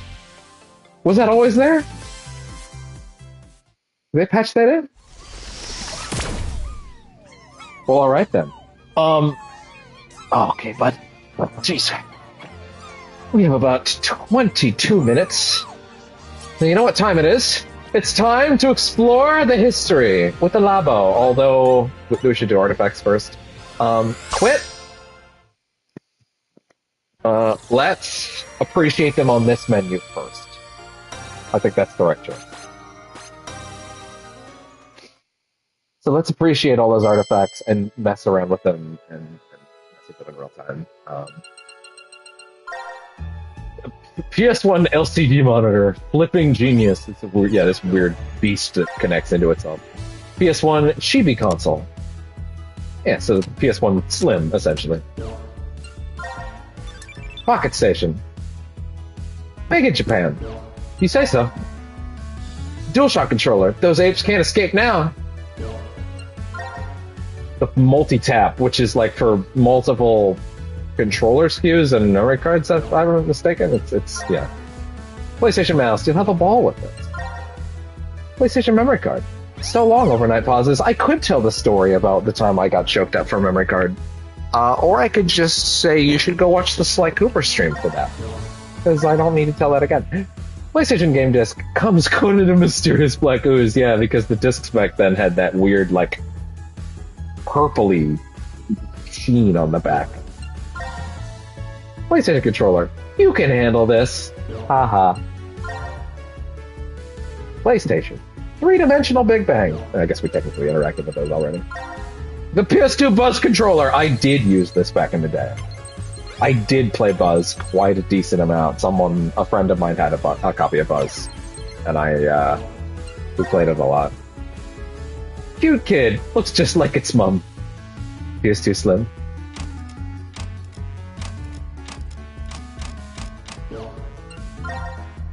Sing Star microphone. Ah! iToy camera. Man, I did play that iToy game back in the day a lot, actually. Keep your granny entertained. I did actually play that a lot. I know it's a dumb gimmick game, but I played it with a lot of people. Did you have to get the taste of your toothpaste out, bud? I know, I love you too. The PS2 network adapter, the secret to successful networking. I think you needed this to play online, which probably explains why I never got to play online with my PS2. And I found out afterwards that PS2 games had online functionality. PS2 multi-tap, guaranteed fun on tap. PS2 memory card, improved in every way. It resists even the most powerful psychics. That's good.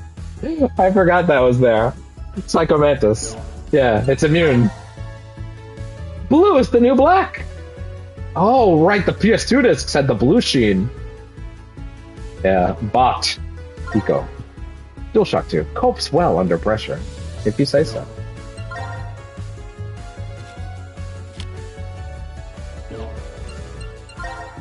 PSP! Loves being held. It does. PSP UMD! Makes a strong case. It didn't. It really didn't, actually. Someone at one point sold me my first PSP broke, and then a guy was willing to sell me his hacked PSP that had like a bunch of extra shit bolted onto it, right? And but he would only give it to me if I also took his UMD of the first 2 seasons of Family Guy. So that was an embarrassing thing to have on the shelf for a while. PSP camera, portable cameras, they'll never catch on. It's true. No one would ever do that. PSP microphone. Talk, man. That's crazy. PSP GPS receiver. Jesus Christ. PSP Go. No UMD. OMG. PS3 with great power. 6-axis. Can you say 6-axis fast 10 times? No, I can barely say that sentence. PS3 game disc. Bot charted. Perfect blue. PSI camera. This ain't no toy. DualShock 4 wireless controller. Legend has it. Little robots live inside. That'll never be. No one will. PS4. PS Vita game pack. Bought away. PS Vita. The Move sharpshooter. Shooting attachment. Navigation controller for the Move. PS Move motion controller. PS3 Slim. Never saw one of these in the wild, but it would have been nice. I like this design a lot, actually, with the thing unfolding. Honestly, I trust that kind of design a hell of a lot more than the ones where you shove the disc all the way inside. Surely it can't get any smaller than this. Well, guess what? Okay, maybe it can. Lost some weight, but none of the magic. PS4 Slim. PlayStation camera, the perfect fit for your playroom. PSVR headset. PSVR 1, of course. PSVR processor unit. Nobody really knows what goes on in there. I mean, I do, because I played Astro. PS4 Pro? How pro can you go? Oh, I miss you, pal. I miss you and PT. VR accurate game controller. PS5 number 5 is alive. The DualSense wireless controller. It's in your hands now. HD camera. Looks like a camera. It's true. It does. Pulse 3D wireless headset makes things look as 3D as they sound. That headset really lasted me a good while, but I will also admit that thing was not durable. The earbuds are great because they're really hard to fuck up, you know? And then they added a couple extra things after launch, recently, in the last 6 months after Astro was announced. PS5 Slim, lost weight, but none of its curves, which I think is a bad thing, but that's just me. PSVR 2 headset, of course, PSVR 2 is there. I don't know why they separated the left and rights, the mirror image of its twin. I don't know why they separated those like that. DualSense Edge control. Yeah, since this is actually the one I'm holding, the buttons are lining up. Has a reputation for being changeable. Yeah. PlayStation Portal remote player. No more fighting over the TV. Man, I gotta say, it just occurred to me, because I never really thought I'd have any use for this. My current living situation, I might actually get a lot of mileage out of being able to bring that downstairs. Wow. Never thought about that. Huh. Wow, I have a legitimate use case for buying this. Never thought that'd be the day. Access controller, games are for everyone. This thing's very neat to me. I will admit, I look at it and I go, how the fuck does anybody have more luck with this? But, you know, that's not for me.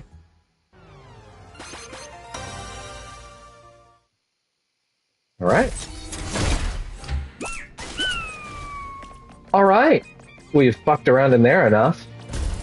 Off to the labo, and then off to the countdown. And of course, in the labo is where all these things that we just viewed are sitting. There's that Digirex again. I know that little guy. I freaked out when I saw him the first time. There's that, I forget where the multi-tap. PS1 LCD monitor. Astrobot. Controller without the sticks, or with the sticks.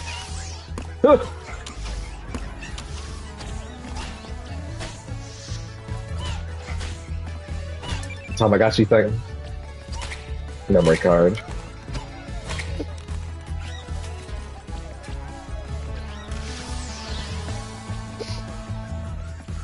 PS2.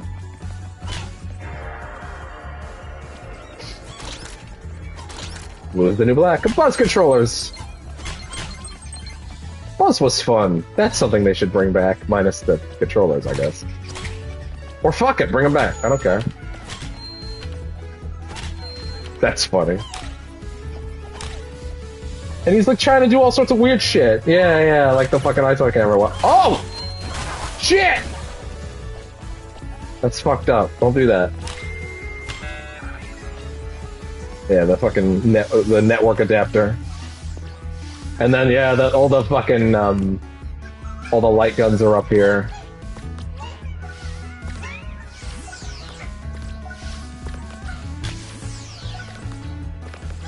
Oh right, and as you go through the game normally, there's also these pieces of these murals that you collect, and this is let me.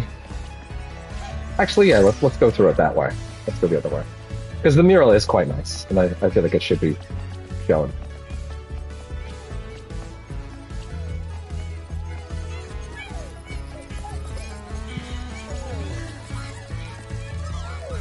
Sorry, I had to throw the cat toy for him.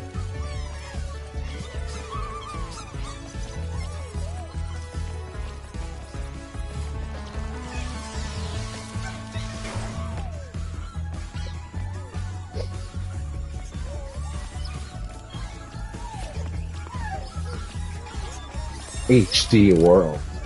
Vita means life!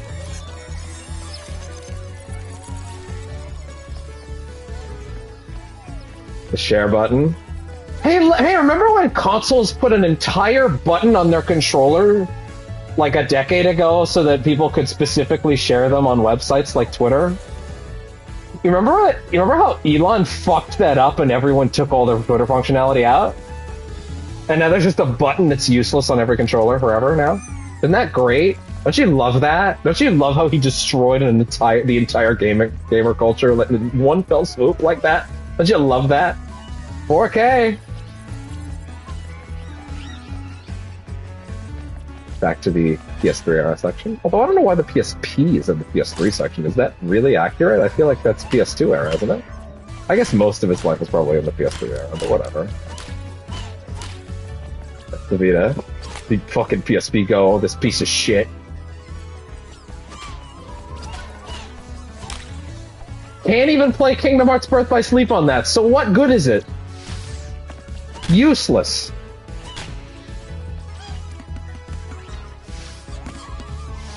Right, they had the PS3, then they had this model, which is the one that I have. But they got rid of the fucking emulator. Like, it's just worse. Oh, that's funny. They don't actually reflect it properly in the image. They don't reflect the image properly. Yeah.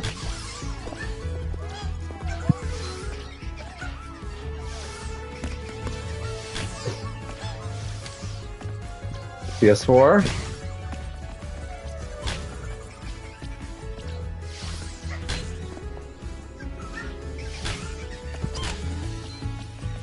I forget what this fucking thing is, to be honest. Oh, that's the processor unit, right? Ah, blinded! PS4 Slim. PS4 Pro.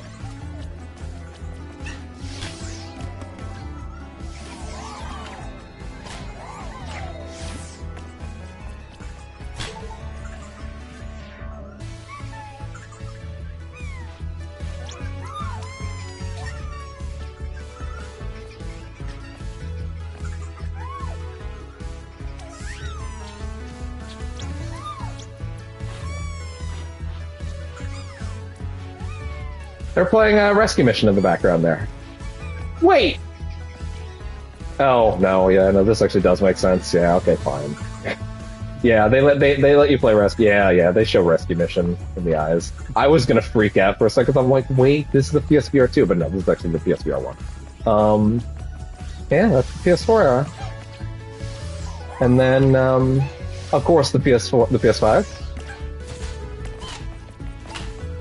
Whatever this fucking thing is, the camera, I think it is. And then there's the bonus room that was added when Astro was announced. This has the PSVR 2. Which I can't get up to, I guess. The controllers.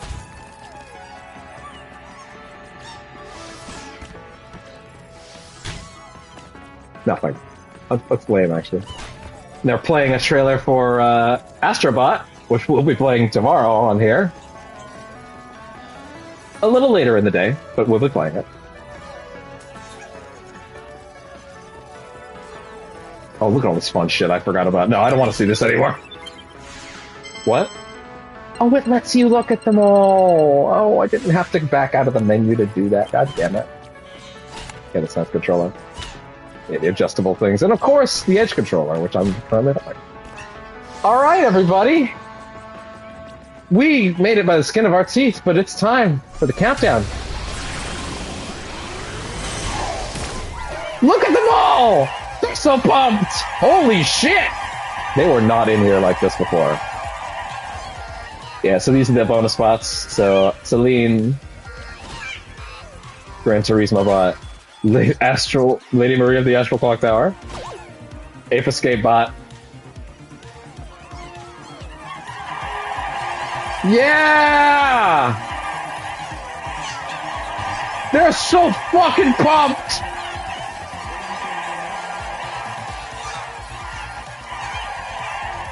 Wait a minute, I wanna do something real quick.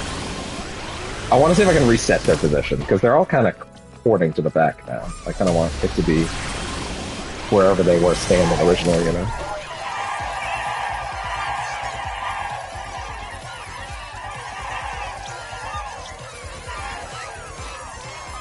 Alright. Well, I'm gonna let this countdown sit where it is.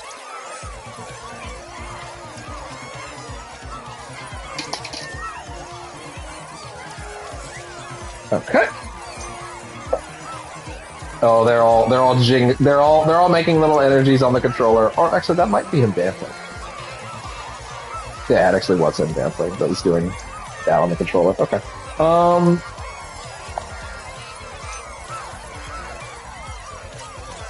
I'm gonna pour my fucking food. I don't care. You can listen to me eat for the last 7 minutes or so. Or less than 6, actually. Shit.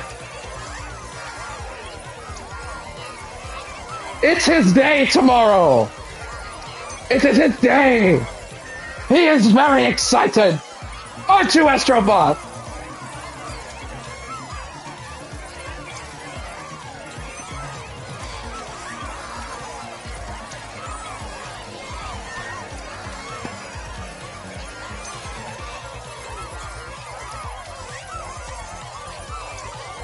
Wait, shit. Oh, it's on the floor. Okay.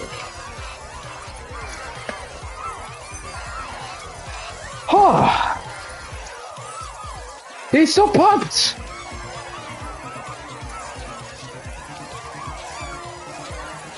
I'm so happy that I got to get this moment on camera. Because I'm gonna assume that you can't recreate this, you know? I've seen what it looks like because of New Zealand time for some people. Like, they actually did adjust the countdown based on your region. But yeah,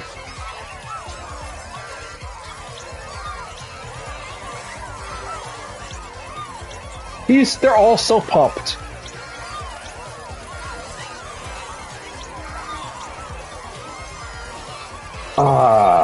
Bear with me as I open food.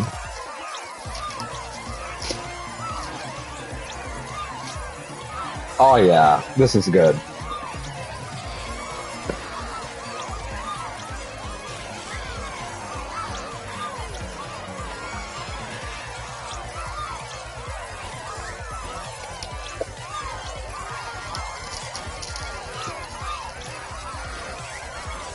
They're so pumped. They're so excited. They're joyous.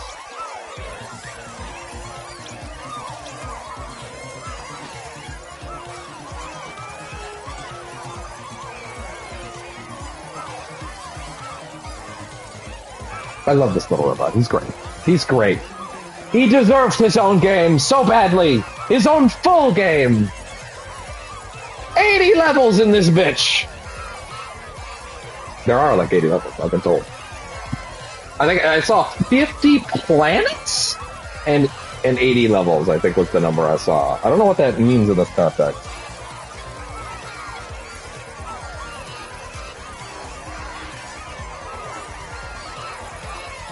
Oh.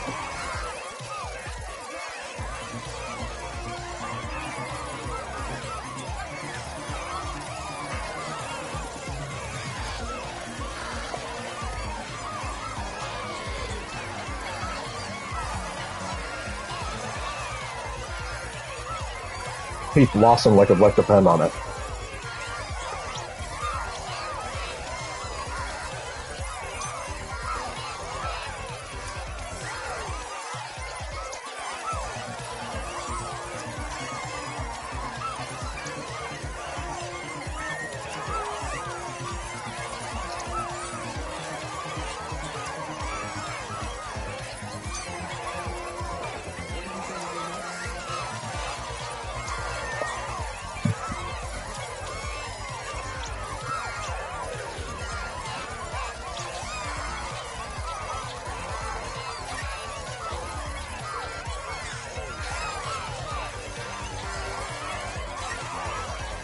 He's so happy!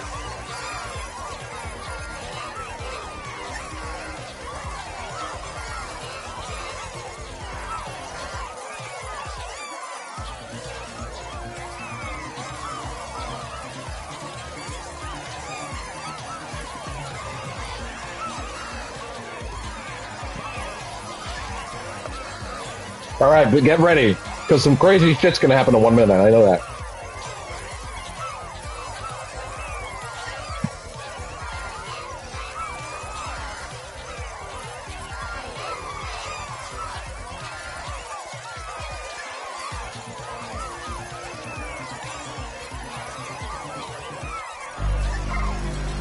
Oh, yeah.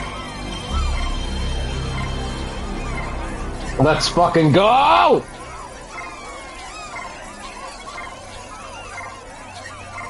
Once again, Astrobot stream is not starting right after. So you can go play it on your own. I'll be back tomorrow. But for tonight,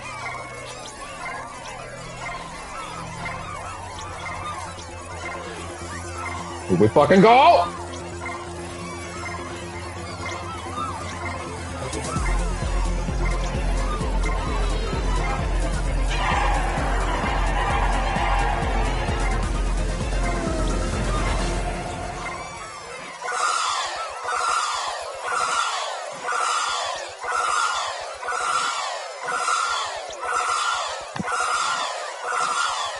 Yeah!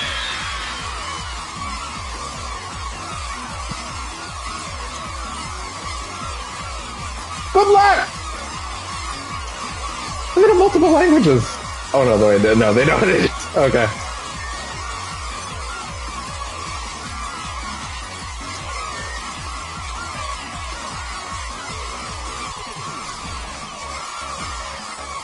I wonder if this is what the room will look like every time I come in now.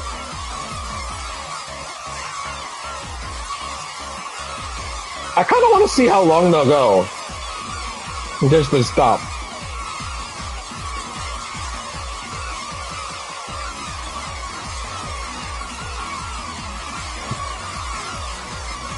You know, it might be a non-stop infinite dance party.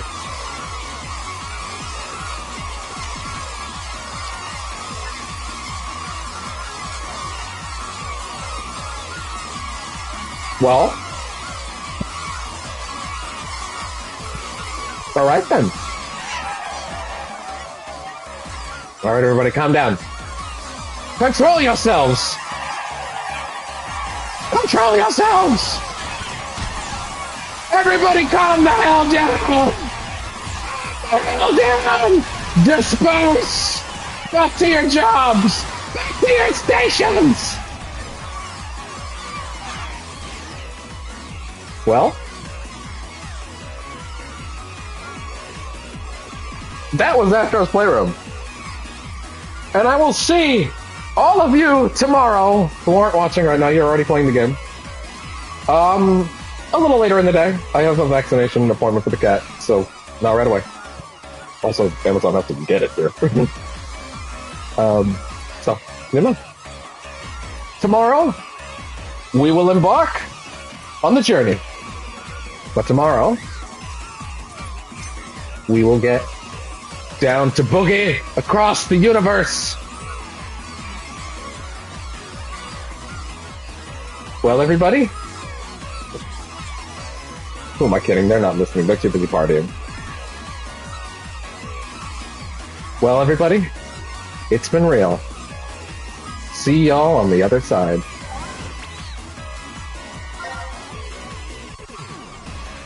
Oh. I actually thought... This is awkward. I thought he was gonna fly through, and then I would just... And then it would go to the store, so that I would be able to sort of... Like, oh, he went through the portal, and then I just killed the stream, but no, actually. That's a little deflating, but okay, fair enough. Anyway, goodbye, I guess. Sorry, I guess that's it. Astrobot will return tomorrow. See ya.